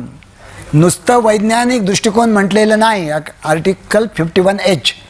तर दुसतं म्हटलेलं नाही की तुम्ही वैज्ञानिक दृष्टिकोनाचा प्रचार करा. त्यांनी वैज्ञानिक दृष्टिकोनाबरोबर हे घातलेलं आहे की तुम्ही त्याच्याबरोबर धर्मचिकित्सा करा. आणि धर्मचिकित्सा यासाठी करा की मानवतावादाचा विजय होईल. आज तुम्ही मला सांगा की तुम्ही स्त्री भ्रूणहत्येबद्दल बोलता आणि ते बरोबरच आहे, पण आज मला खात्री आहे याची की मुलीचं कन्यादान होतं. मुळात कन्या ही काय दान करण्याची गोष्ट नाही, तिला एक स्वतंत्र व्यक्ती आहे ती. पण दान करायचं असेल, मुलीची आई जर वारलेली असेल तर तिचा बाप कडेला सुपारी खोसतो आणि कन्यादान करतो. आणि मुलीचा बाप जर वारलेला असेल तर कन्यादान कोण करतं? मामा किंवा भाऊ करतो. पोटात कोणी वाढवलेलं असतं 9 महिने मुलीला? आईने वाढवलेलं असतं. मग आईचा अधिकार नाही, म्हणजे मुळात कन्यादान करू नये, पण करायचं असेल तर ते आईने केलं पाहिजे. ही विधायक धर्मचिकित्सा आहे, हा सुधारणावाद आहे. तो तुम्ही सांगा असं आम्हाला घटनेने सांगितलेलं आहे. आणि घटनेने कशाला? काय म्हणाले तुकाराम? तीर्थे धोंडा पाणी देव रोकडा सज्जनी. अरे कशाला तीर्थक्षेत्रामध्ये जाता? तिथं तीर्थ नाही, पाणी आहे. तिथं देव नाही, धोंडा आहे. तुम्हाला पाहिजे ना जर खरोखर देव, तर रोकडा सज्जनी, सज्जन माणसाला भेटा. आणि तरी देखील तुम्ही एका मुहूर्तावर गोदावरीमध्ये बुडी मारून स्वतःचा 12 वर्षाचा पापाचा बँक बॅलन्स क्लिअर करण्यासाठी सिंहस्थासाठी 1000 कोटी रुपये मंजूर करता. मग याच्याबद्दल आम्ही चिकित्सा करणार नाही आणि बोलणार नाही तर काय करणार? त्यामुळे आमचा धार्मिक विधीला अजिबात आक्षेप नाही. ज्या ठिकाणी ती संविधान स्वातंत्र्याची मर्यादा ओलांडते. कुणी जर माणूस म्हणला की मी दिवसातनं 3 वेळा आंघोळ करतो, तर जास्तीत जास्त मी त्याला एवढंच म्हणेन की पाण्याची स्थिती बघ. परंतु 3 वेळा तुला आंघोळ करायचा, तू त्रिकाळ संध्या कर बाबा, तुझा धार्मिक अधिकार आहे, माझा काय संबंध? परंतु तुम्ही ज्यावेळी ते सार्वजनिक जीवनात आणता आणि शोषणाचा भाग बनवता, विषमतेचा बनवता, त्यावेळी संघर्षाचा प्रश्न येतो. गेली काही शतकं पंढरपूरची वारी फार चर्चेत असते. आता तर ती शहरातील लोकांच्याही मनामध्ये प्रत्येक वर्षी पंढरपूरच्या वारीच्या निमित्ताने काही प्रश्न मनात येतात. तर अनिसाची या वारीबद्दलची नेमकी काय भूमिका आहे? पंढरपूरची वारी ही श्रद्धा आहे का अंधश्रद्धा आहे? श्रद्धा असेल तर तिच्यात अनिसाचे कार्यकर्ते सहभागी का होत नाही? आणि ती अंधश्रद्धा आहे असं जर वाटत असेल तर मग तिला विरोध का करत नाही? चांगला प्रश्न आहे. याच्यासाठी आपण मगाशी केलेल्या श्रद्धेच्या व्याख्येपासून सुरुवात करू. मी तुम्हाला म्हटलं होतं, उत्कटपणे कृतिशील झालेली विवेकशक्ती म्हणजे श्रद्धा. या पहिले 2 निकष वारी निश्चितपणे पूर्ण करते, उत्कटता आणि कृतिशीलता. सगळे वारकरी येतात ते कुणी निमंत्रण न देता येतात, स्वतःच्या खर्चाने येतात, अडीअडचणी सोसून येतात, पावसामध्ये चालतात, चिखलामध्ये चालतात, गैरसोयी सोय करून राहतात, कुठल्याही प्रकारचा नवस पांडुरंगाला बोलत नाहीत आणि गर्दीमुळे देवाचं दर्शन झालं नाही तरी कळसाचं दर्शन घेऊन परत जातात. हा सगळा भाग उत्कटपणे कृतिशीलता याचा पूर्वार्ध पूर्ण करतो. महत्त्वाचा शब्द आहे विवेकशक्ती. आणि मी म्हटलं की मूल्य विवेक उन्नत करते ती श्रद्धा असते. वारी कशा करता सुरू झाली हो? वारी सुरू झाली याचं कारण, ज्यावेळी वारी सुरू झाली आणि भागवत धर्माची स्थापना झाली त्यावेळी महाराष्ट्रामध्ये प्रचंड विषमतेचा बुजबुजाट होता. तुमचे कपडे, तुमचं खाणं, तुमची बाह्यांग लक्षणं याच्यावरनं जात आणि उपजात कळत होती. मग वारकरी असं म्हणले, आम्ही सगळे मिटवतो. ज्याच्या कपाळावर टिळा आहे, ज्याच्या गळ्यामध्ये तुळशीची माळ आहे, जो गोपाल काला कालाला तयार आहे, जो ज्ञानेश्वर माऊलीला आणि तुकारामाला मानतो, तर वैष्णवते जग, वैष्णवांचा धर्म, भेदाभेद भ्रम अमंगळ. त्यामुळे वारीमध्ये कोणीही कुणाच्याही पाया पडतो आणि माऊली म्हणतो हे तुम्हाला माहीत असेल. चंद्रभागेच्या वाळवंटामध्ये ते एकत्र नाचतात. इथून खरा पुढचा मुद्दा सुरू होतो श्रद्धेचा. हे सगळं फक्त वाळवंटामध्येच मर्यादित राहतं. म्हणजे आपण असा विचार करायला पाहिजे होता की एवढा मोठा वारकरी संप्रदाय जर आहे आणि तो जर जातीच्या धर्माच्या पलीकडे जाणारा आहे, तर गावोगावी त्या वारकरी संप्रदायामध्ये फार मोठ्या प्रमाणामध्ये आंतरजातीय लग्न व्हायला पाहिजे होती. ती अजिबातच कशी झाली नाहीत. बरं नाही झाली, आज आम्ही आंतरजातीय लग्न लावतो, आम्हाला त्यांनी येऊन पाठिंबा द्यायला पाहिजे होता. बरं ते राहू दे, अस्पृश्य गावाच्या बाहेरच कसे राहिले, ते गावात कसे आले नाहीत. बरं ते राहू दे, वारी सुरू झाल्यानंतर 400 वर्षांनी फुले आणि 500 वर्षांनी आंबेडकर जन्माला आले, त्यांना एवढा विरोध का झाला? त्यामुळे वारी ही समता संघर्षाच्या दिशेने टाकलेलं पाऊल आहे, पण ती श्रद्धा आहे. याच्यासाठी ही समता संघर्षाची लढाई त्यांना बरीच अधिक नेटाने लढावी लागेल. तुम्ही आता ही अनिसाची लढाई तुमच्या कार्यकर्त्यांच्या सह जवळपास 25 वर्ष चालवत आहात. परंतु बाहेर चित्र बऱ्याच वेळा असं दिसतं, त्याच्यावर एकमत होईलच असं नाही, पण फार मोठ्या समूहाला असं वाटतं की एका बाजूला तुमच्या चळवळी आंदोलनं चालू आहेत, बाबाबुवांची खरी स्वरूपं तुम्ही उघडी पाडतायत, पण दुसऱ्या बाजूला बाबांची संख्या वाढते, धर्मस्थळांची संख्या वाढते, त्यांच्यासमोर मोठ्या मोठ्या रांगा लागत आहेत. तर ही काय विसंगती आहे किंवा हा काय प्रकार आहे? नाही, म्हणून मी मगाशीच आपल्याला सांगितलं की अनिसच्या चळवळीमध्ये चौथा महत्त्वाचा घटक आहे, तो म्हणजे व्यापक परिवर्तनाच्या चळवळीशी स्वतःला जोडून घेणं. तुम्ही साधी गोष्ट पहिली लक्षात घ्या की अंधश्रद्धा निर्मूलनाची चळवळ कशी बशी 25 वर्षाची आणि बाबा बुवांना आधार देणारी व्यवस्था 5000 वर्षाची. 5000 वर्षामध्ये डोक्यामध्ये जे घट्ट खेळ ठोकलेले आहेत ते 25 वर्षामध्ये आम्ही काढू शकू, आणि तेही सर्वस्वी प्रतिकूल परिस्थितीमध्ये, हे मला वाटतं अन्यायकारक आहे. मग आम्ही काय करू इच्छितो, आम्ही काय करू शकतो हे एका शब्दात तुम्हाला मी सांगतो. आम्ही व्यक्ती आणि व्यवस्था या दोघांमध्ये परिवर्तन करू इच्छितो. व्यवस्था परिवर्तनाच्या लढाईला राजकारण म्हणतात. त्या राजकारणामध्ये आज अंधश्रद्धा निर्मूलन समिती नाही, पण मी धाडसाने असं विधान करतोय की आम्ही त्या राजकारणाच्या मुळाशी जातोय, म्हणजे आम्ही अधिक चांगल्या अर्थाने राजकारण करतोय. आज राजकारण एक लोकशाहीमध्ये कशाच्या आधारे होतं, तर प्रत्येक माणसाच्या मताच्या अधिकाराकडे होतं. आणि बाबासाहेब असं म्हणाले की 1 मॅन 1 वोट 1 व्हॅल्यू. प्रत्येक माणसाला एक मत आहे, कारण त्याला एक मूल्य आहे.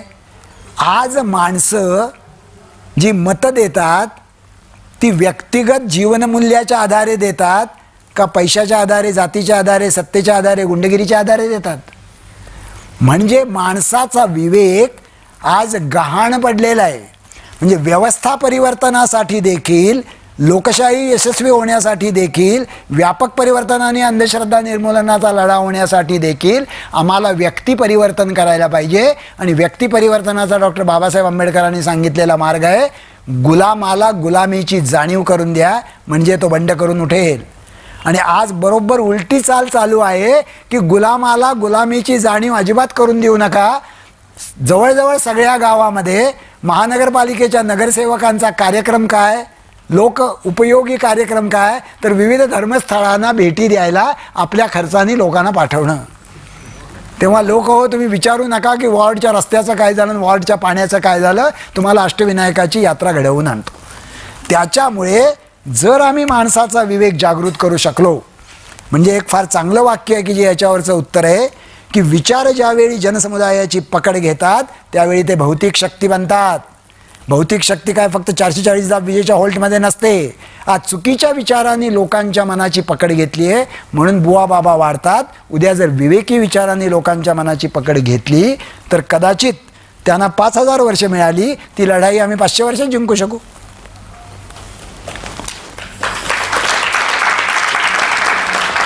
आतापर्यंत विश्वास नाही त्यामुळे त्यांनी हळूहळू टाळ्या वाजवल्या. आतापर्यंत 20 प्रश्न झालीत. उपलब्ध वेळेत आणखी आपण 4 ते 5 प्रश्न घेऊ शकू.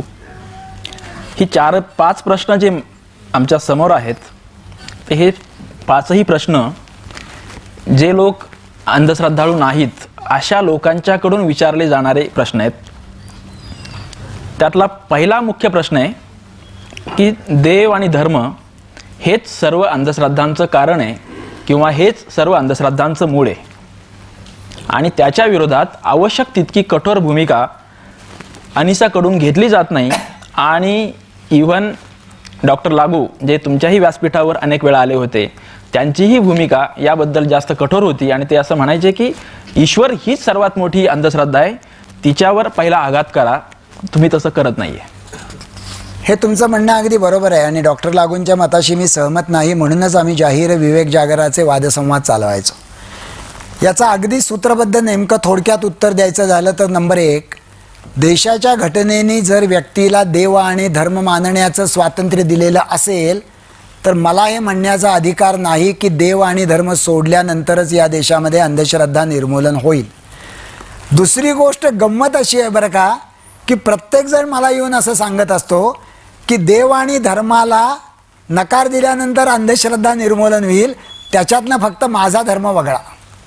म्हणजे प्रत्येकाचं असं म्हणणं असतं की बाकीचे सगळे धर्म हे अंधश्रद्धाला पूरक आहेत आणि माझा जो धर्म आहे तो अंधश्रद्धा घालवणारा आहे.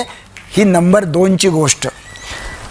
अधिक महत्त्वाची गोष्ट म्हणजे आम्ही काय करतो हे कृपा करून लक्षात घ्या.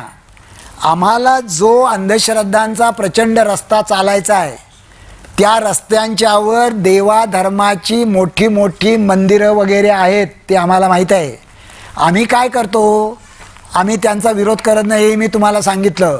ज्या रस्त्यावरनं तुम्ही जाणार त्या रस्त्यावर अनेक खड्डे आहेत अंधश्रद्धांच्या नावाने धर्मश्रद्धेंच्या आधारे आलेले, अनेक काटे आहेत, अनेक हिंस्त्र श्वापद आहेत, अनेक मोठी दगडं आहेत.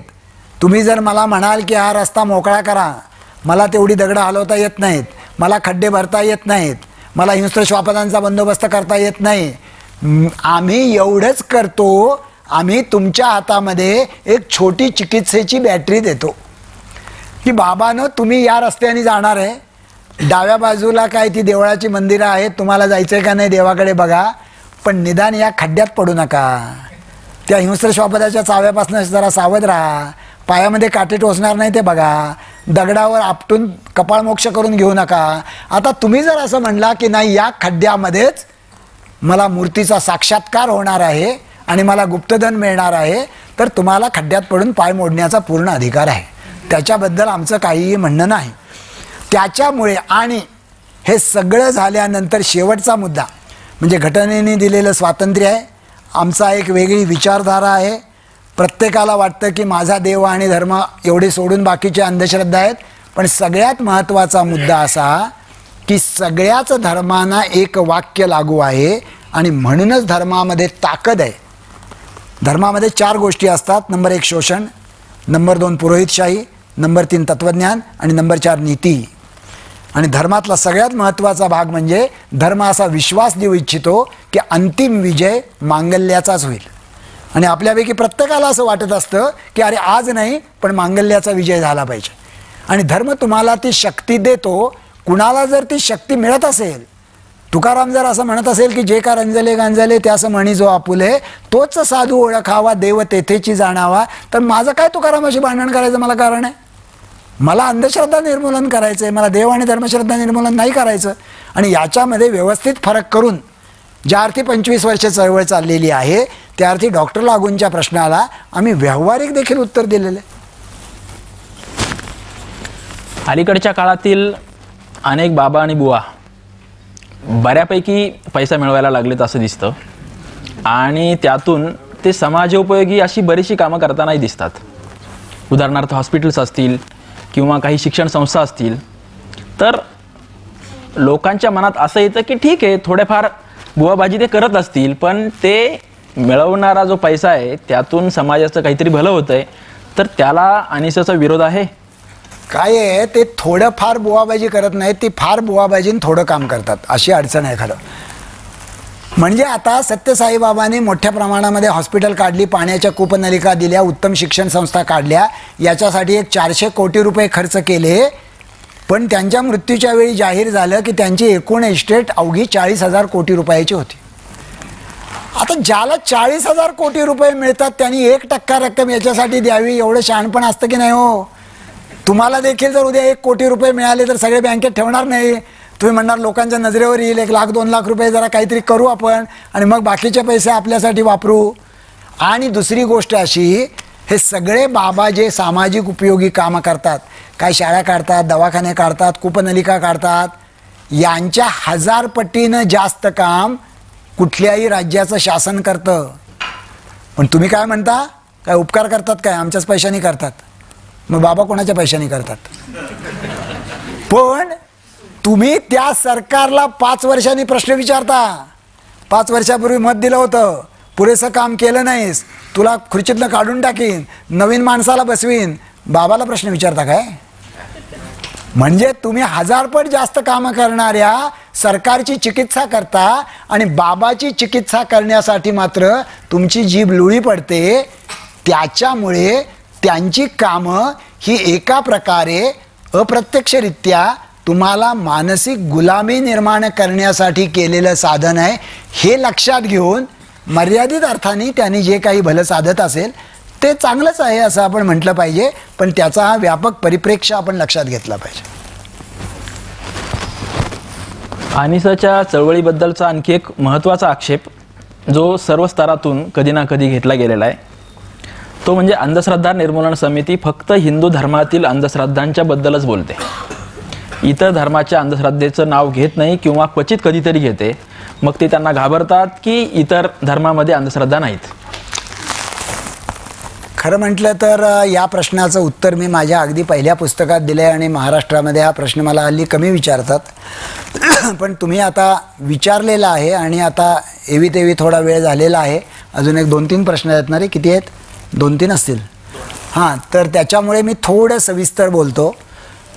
नंबर 1, अंधश्रद्धा श्रद्धेच्या क्षेत्रातला काळा बाजार असतो.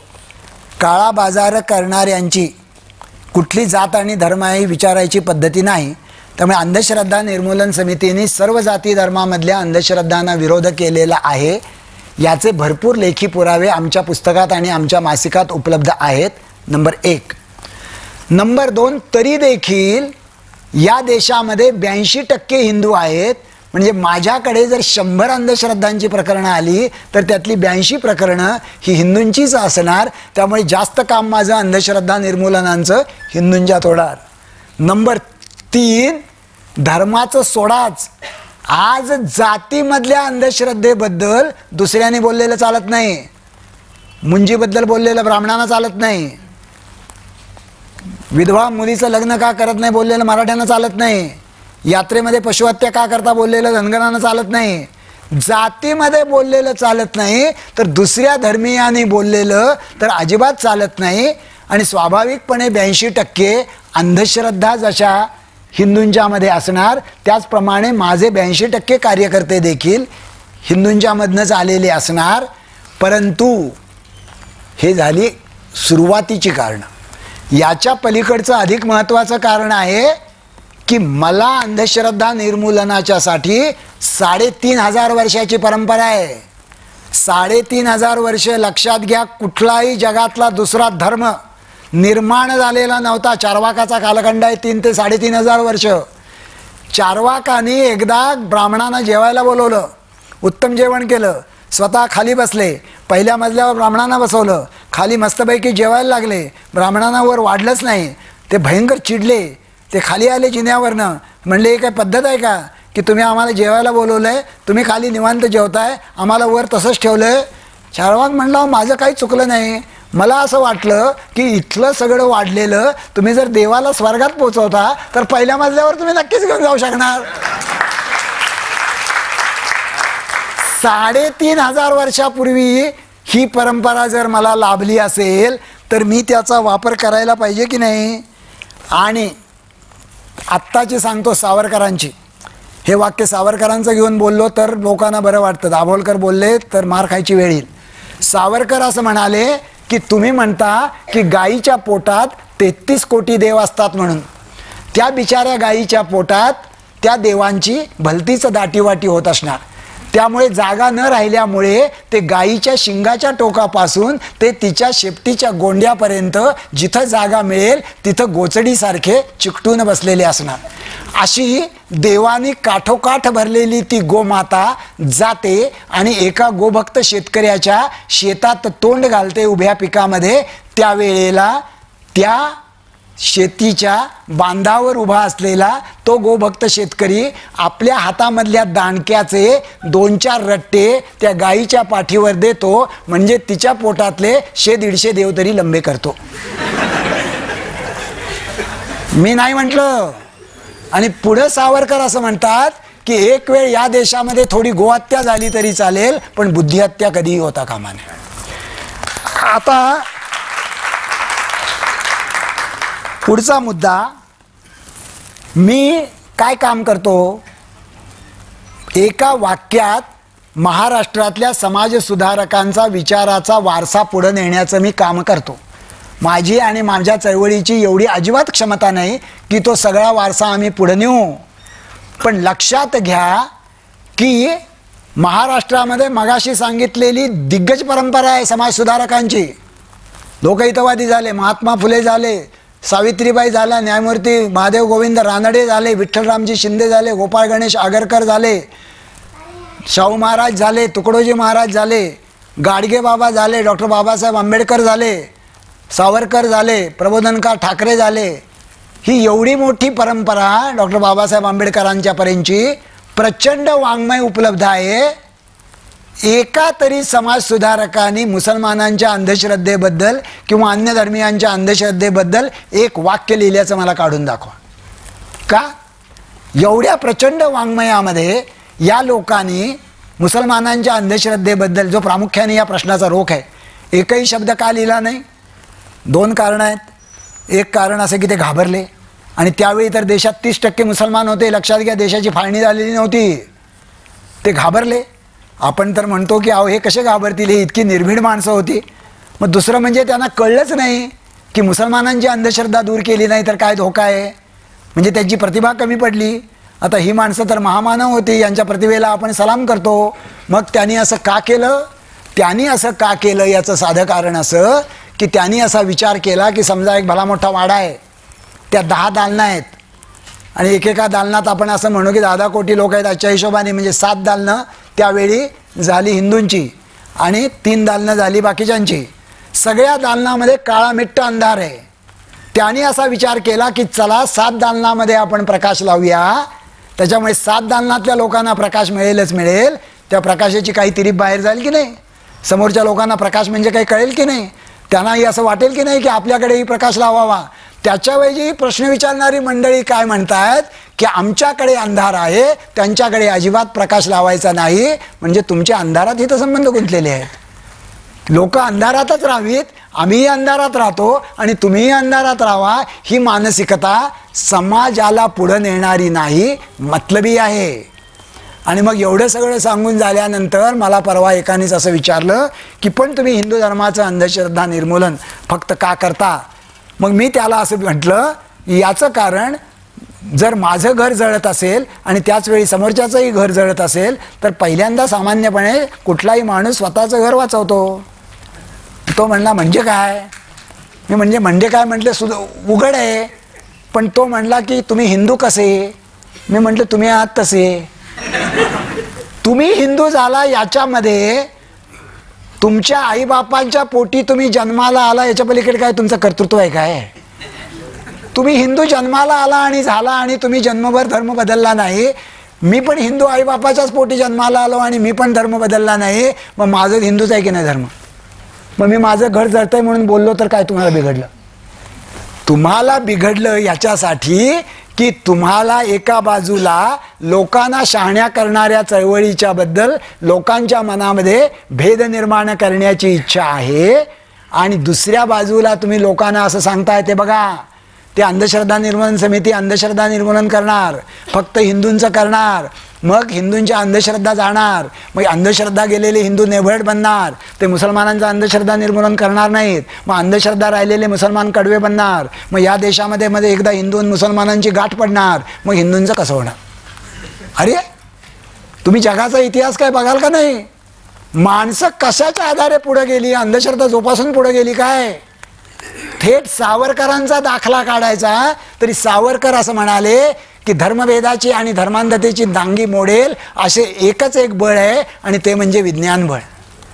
हे एवढं सगळं जर तुम्ही नीट समजून घेतलं तर तुम्हाला समजेल की हा आरोप एकाच वेळेला हास्यास्पद आहे, एकाच वेळेला हेत्वारोप आहे, आणि एकाच वेळेला पोटामध्ये अनिसच्या कामामुळे उठलेल्या भीतीच्या गोळ्यामधनं आलेला आहे.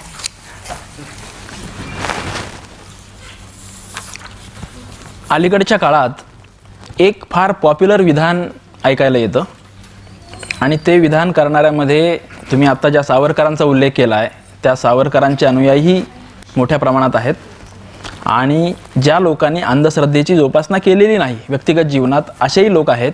आणि त्यांचं विधान हे आहे की जिथे जिथे विज्ञान संपतं किंवा विज्ञानाचा प्रांत जिथे संपतो तिथून पुढे अध्यात्माचा प्रांत सुरू होतो. तर याबद्दल थोडं. आता काय आहे की पहिल्यांदा अध्यात्माची व्याख्या केली नाही, त्यात मी जात नाही. अध्यात्म या शब्दाचा अर्थ आहे आदि आत्मन इति अध्यात्मा. आधी आत्म्याचा विचार करणं म्हणजे अध्यात्माचा विचार. आत्मा नसतोच, त्यामुळे खरं म्हटलं तर अध्यात्म नावाच्या गोष्टीची मी चर्चा करण्याची गरज नाही. परंतु प्रश्न विचारतात ते खरं आहे, उत्तर द्यावं लागतं कार्यकर्त्यांना, म्हणून सांगतो. हे वाक्य कसं आहे? जेथे विज्ञान संपते तिथे अध्यात्म सुरू होते. मी जर असं म्हटलं की जिथं पुण्याची बॉर्डर संपते तिथं मुंबईची बॉर्डर सुरू होते, तर उलटं वाक्य असंही म्हणता येतं की जिथं मुंबईची बॉर्डर संपते तिथं पुण्याचं सुरू होते. याचाच अर्थ असा की जिथं विज्ञान संपतं तिथं अध्यात्म सुरू होतं. बरोबर आहे. विज्ञानाचा प्रवास होता मगाशी बघितला त्याप्रमाणे कोपर्निकसपासून, म्हणजे 600 वर्षापूर्वीपर्यंत. 600 वर्षापूर्वी विज्ञान नव्हतं, त्याच्या आधी फक्त अध्यात्मच होतं. आणि 5-10 हजार वर्ष असलेल्या त्या अध्यात्माने माणसाच्या आरोग्याचा प्रश्न मिटवला नाही, माणसाच्या भुकेचा प्रश्न विचारला नाही, माणसाला एकमेकाला भेटायचा प्रश्न मिटवला नाही. त्या अध्यात्माला 4-4.5 हजार वर्ष काहीच करता आलं नाही, म्हणून मग विज्ञान आलं आणि त्यांनी 400-450 वर्ष ते सगळं केलं.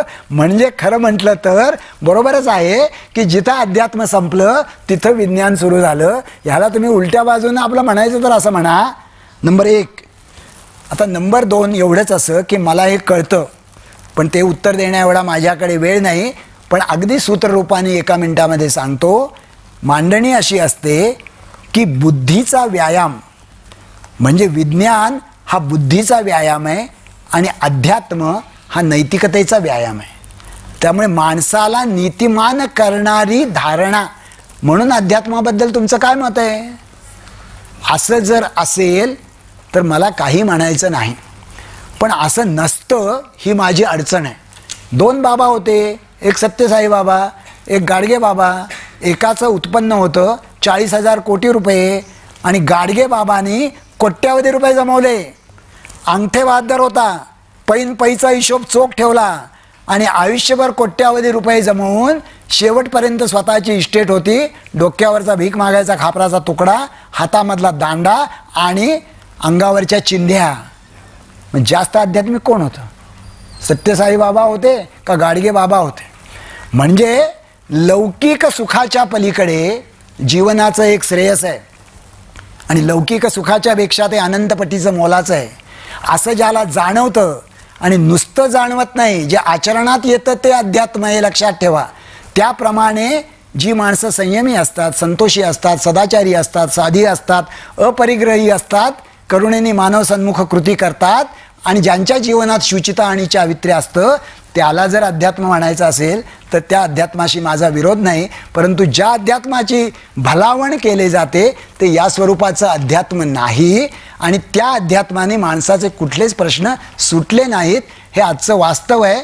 त्यामुळे म्हणूनच वैज्ञानिक दृष्टिकोन आणि विज्ञानाला आपण असं म्हणून जन्म घ्यावा लागला. आत्तापर्यंत 24 प्रश्न विचारले आणि त्याची उत्तरं तुम्ही दिलीत. पहिला प्रश्न वैज्ञानिक दृष्टिकोन म्हणजे काय आणि त्याचा आग्रह कशासाठी असा होता. आणि आत्ता मी जो 24वा प्रश्न विचारला तो अध्यात्म आणि विज्ञान याच्याबद्दलचा. आता शेवटचा प्रश्न जो विचारायचा आहे हा प्रश्न फार छोट्या वर्गातून कुजबुज या स्वरूपात थोडासा पुढे येतोय. ते अंधश्रद्धा निर्मूलन समितीचे आणि तुमचे समर्थक आहेत, तुमच्या कार्यात त्यांची मदतही असते, पण त्यांना असं कुठंतरी वाटतं की अंधश्रद्धा निर्मूलन चळवळीचा भाग जरा जास्त नकारात्मक आहे की काय, असं त्यांना वाटतं. तुम्हाला काय वाटतं? 2 गोष्टी आहेत. एक तर पहिली गोष्ट अशी उघड आहे की अंधश्रद्धा निर्मूलन चळवळीचा भाग हा अजिबात नकारात्मक नाही, तो पूर्णपणे सकारात्मक आहे. उदाहरण देऊन सांगायचं झालं तर माझ्या घरासमोर एक प्रचंड कचऱ्याचा ढीग आहे, त्याच्यामध्ये घुशी आणि उंदरं आहेत, त्याच्यामुळे डास होतात, त्याच्यामुळे सगळीकडे केर कचरा होतो. एक जण येतो आणि तो संपूर्ण कचऱ्याचा ढीग हलवतो, जागा स्वच्छ करतो. दुसरा येतो आणि त्या स्वच्छ झालेल्या जागेवर 4 फुलझाडं लावतो. महत्त्वाचं काम कोणी केलं, पहिल्याने का दुसऱ्याने? पहिल्याने केलं ना, की त्यांनी तो सगळा कचऱ्याचा ढीग हलवला. त्यामुळे अंधश्रद्धा निर्मूलन जे काम करते ती एका बाजूला जर तुम्ही विचार केला तर निश्चितपणे होकारात्मक काम करते. आणि दुसरा भाग लक्षात घ्या, अंधश्रद्धा या शब्दामुळे हे सगळं सुरू होतं बरं का. मी जर विज्ञान प्रसारक मंडळ काढलं असतं संघटनेचं नाव तर कोणी काय बोललं नसतं. मी अंधश्रद्धा निर्मूलन म्हणतो, त्यात श्रद्धा शब्द आहे. मी श्रद्धा शब्द उच्चारला की लोकांच्या मनामध्ये धर्मश्रद्धा हा शब्द येतो, कारण त्यांची श्रद्धा ही धर्माशी जोडलेली असते. मी म्हणतो अंधश्रद्धा, ते म्हणतात अरे अंधश्रद्धेच्या नावाने माझ्या धर्मश्रद्धेबद्दल बोलणार बरं का, सावधान. पण मला तर तेच करायचं आहे ना, मला धर्माची चिकित्सा करायची आहे, कारण मला घटनेने ती सांगितलेली आहे. आणि मानवजातीचा इतिहास सांगतो की मानवी प्रगतीचा इतिहास हा धर्मश्रद्धेच्या चिकित्सेचा इतिहास आहे. त्यामुळे एका बाजूला जर मला धर्मश्रद्धेची चिकित्सा करायची आहे आणि दुसऱ्या बाजूला जर अंधश्रद्धेचं शोषण आहे तर मी निश्चितपणे हेच करणार की मी पॉझिटिव्ह चळवळ चालवणार. त्यातला एक प्रश्न मला फक्त त्याच्याकडे नाही, त्याने आता खाली ठेवलं आहे, पण जो अनेक ठिकाणी विचारतात तो असा असतो, कारण तो सगळ्यात शेवटी संबंधित आहे तुमच्याशी. तो साधा प्रश्न असा असतो, दाभोलकर तुमचं बरं आहे हो, ते तुम्हाला जमलं, पण हे आमच्यासारख्यानं जमणार नाही. तेव्हा आता गंमत अशी आहे, म्हणजे हा प्रश्न मला नेहमी IBNचा दरवेळी IBNवर माझा टॉक टाईम असला की हा प्रश्न येतोच की दाभोलकर अडचण काय आहे बघा, की मी तुमच्या मताचा आहे पण घरामध्ये कुणालाच माझं पटत नाही. मग घरामध्ये आपण समजून सांगू शकत नाही तर उगीच जगाला सांगण्यात काय अर्थ आहे? लक्षात घ्या, अर्थ आहे. एवढं इथनं घेऊन गेलात तरी चालेल. तुमचे वडील, तुमची आई, तुमची बायको, तुमचा भाऊ यांना सुधारण्याच्या भानगडीत पडू नका. तुम्ही स्वतःला बदलू शकता की नाही? तुम्ही काय करू शकता? बदलाचे 6 टप्पे आहेत. पहिला विचार, दुसरा उच्चार, तिसरा प्रसार, चौथं संघटन, 5वा आचार आणि 6वा संघर्ष. मला माहीत आहे की तुम्ही आचार आणि संघर्ष करू शकत नाही. तुम्ही आचार आणि संघर्ष करूच नका. तुम्ही योग्य विचार कराल की नाही, योग्य केलेला विचार बोलाल की नाही, त्याचा प्रचार कराल की नाही, आणि जमलं तर संघटनेत याल की नाही. म्हणजे तुम्हाला जर असं वाटलं की होय या देशामध्ये जात निरपेक्ष आणि धर्मनिरपेक्ष चांगला समाज अस्तित्वात यायला आंतरजातीय लग्न व्हायला पाहिजेत. तुमच्या घरातल्यांची लग्न आंतरजातीय करा सांगत नाही, पण आंतरजातीय लग्न व्हायला पाहिजे ते बोलाल तर का नाही? नुसतं विचार योग्य पटला तर बोला, जमलं तर प्रचार करा, त्याच्यापुढे जमलं तर या आमच्या संघटनेत आपण सगळं मिळून काम करू. हा जर प्रश्न विचारला की तुझं लग्न, तुझ्या भावाचं लग्न, तुझ्या बहिणीचं लग्न आंतरजातीय तू केलं नाहीस तर तुला या चळवळीत येण्याचा काय अधिकार? कृपा करून असं मानू नका. कारण सगळ्या परिवर्तनाची सुरुवात ही विचार बदलापासून होते. विचाराला ज्यावेळी मूल्याचा आशय म्हणतो त्यावेळी आपण त्याला विवेक म्हणतो. अंधश्रद्धा निर्मूलन चळवळीचं दुसरं नाव ही समाजाचा विवेकवर्धिष्णू करणारी चळवळ अशी आहे. या सगळ्या प्रश्नोत्तराच्या रूपाने हे तुमच्यापर्यंत पोचलेलं असेल अशी आशा बाळगतो. धन्यवाद.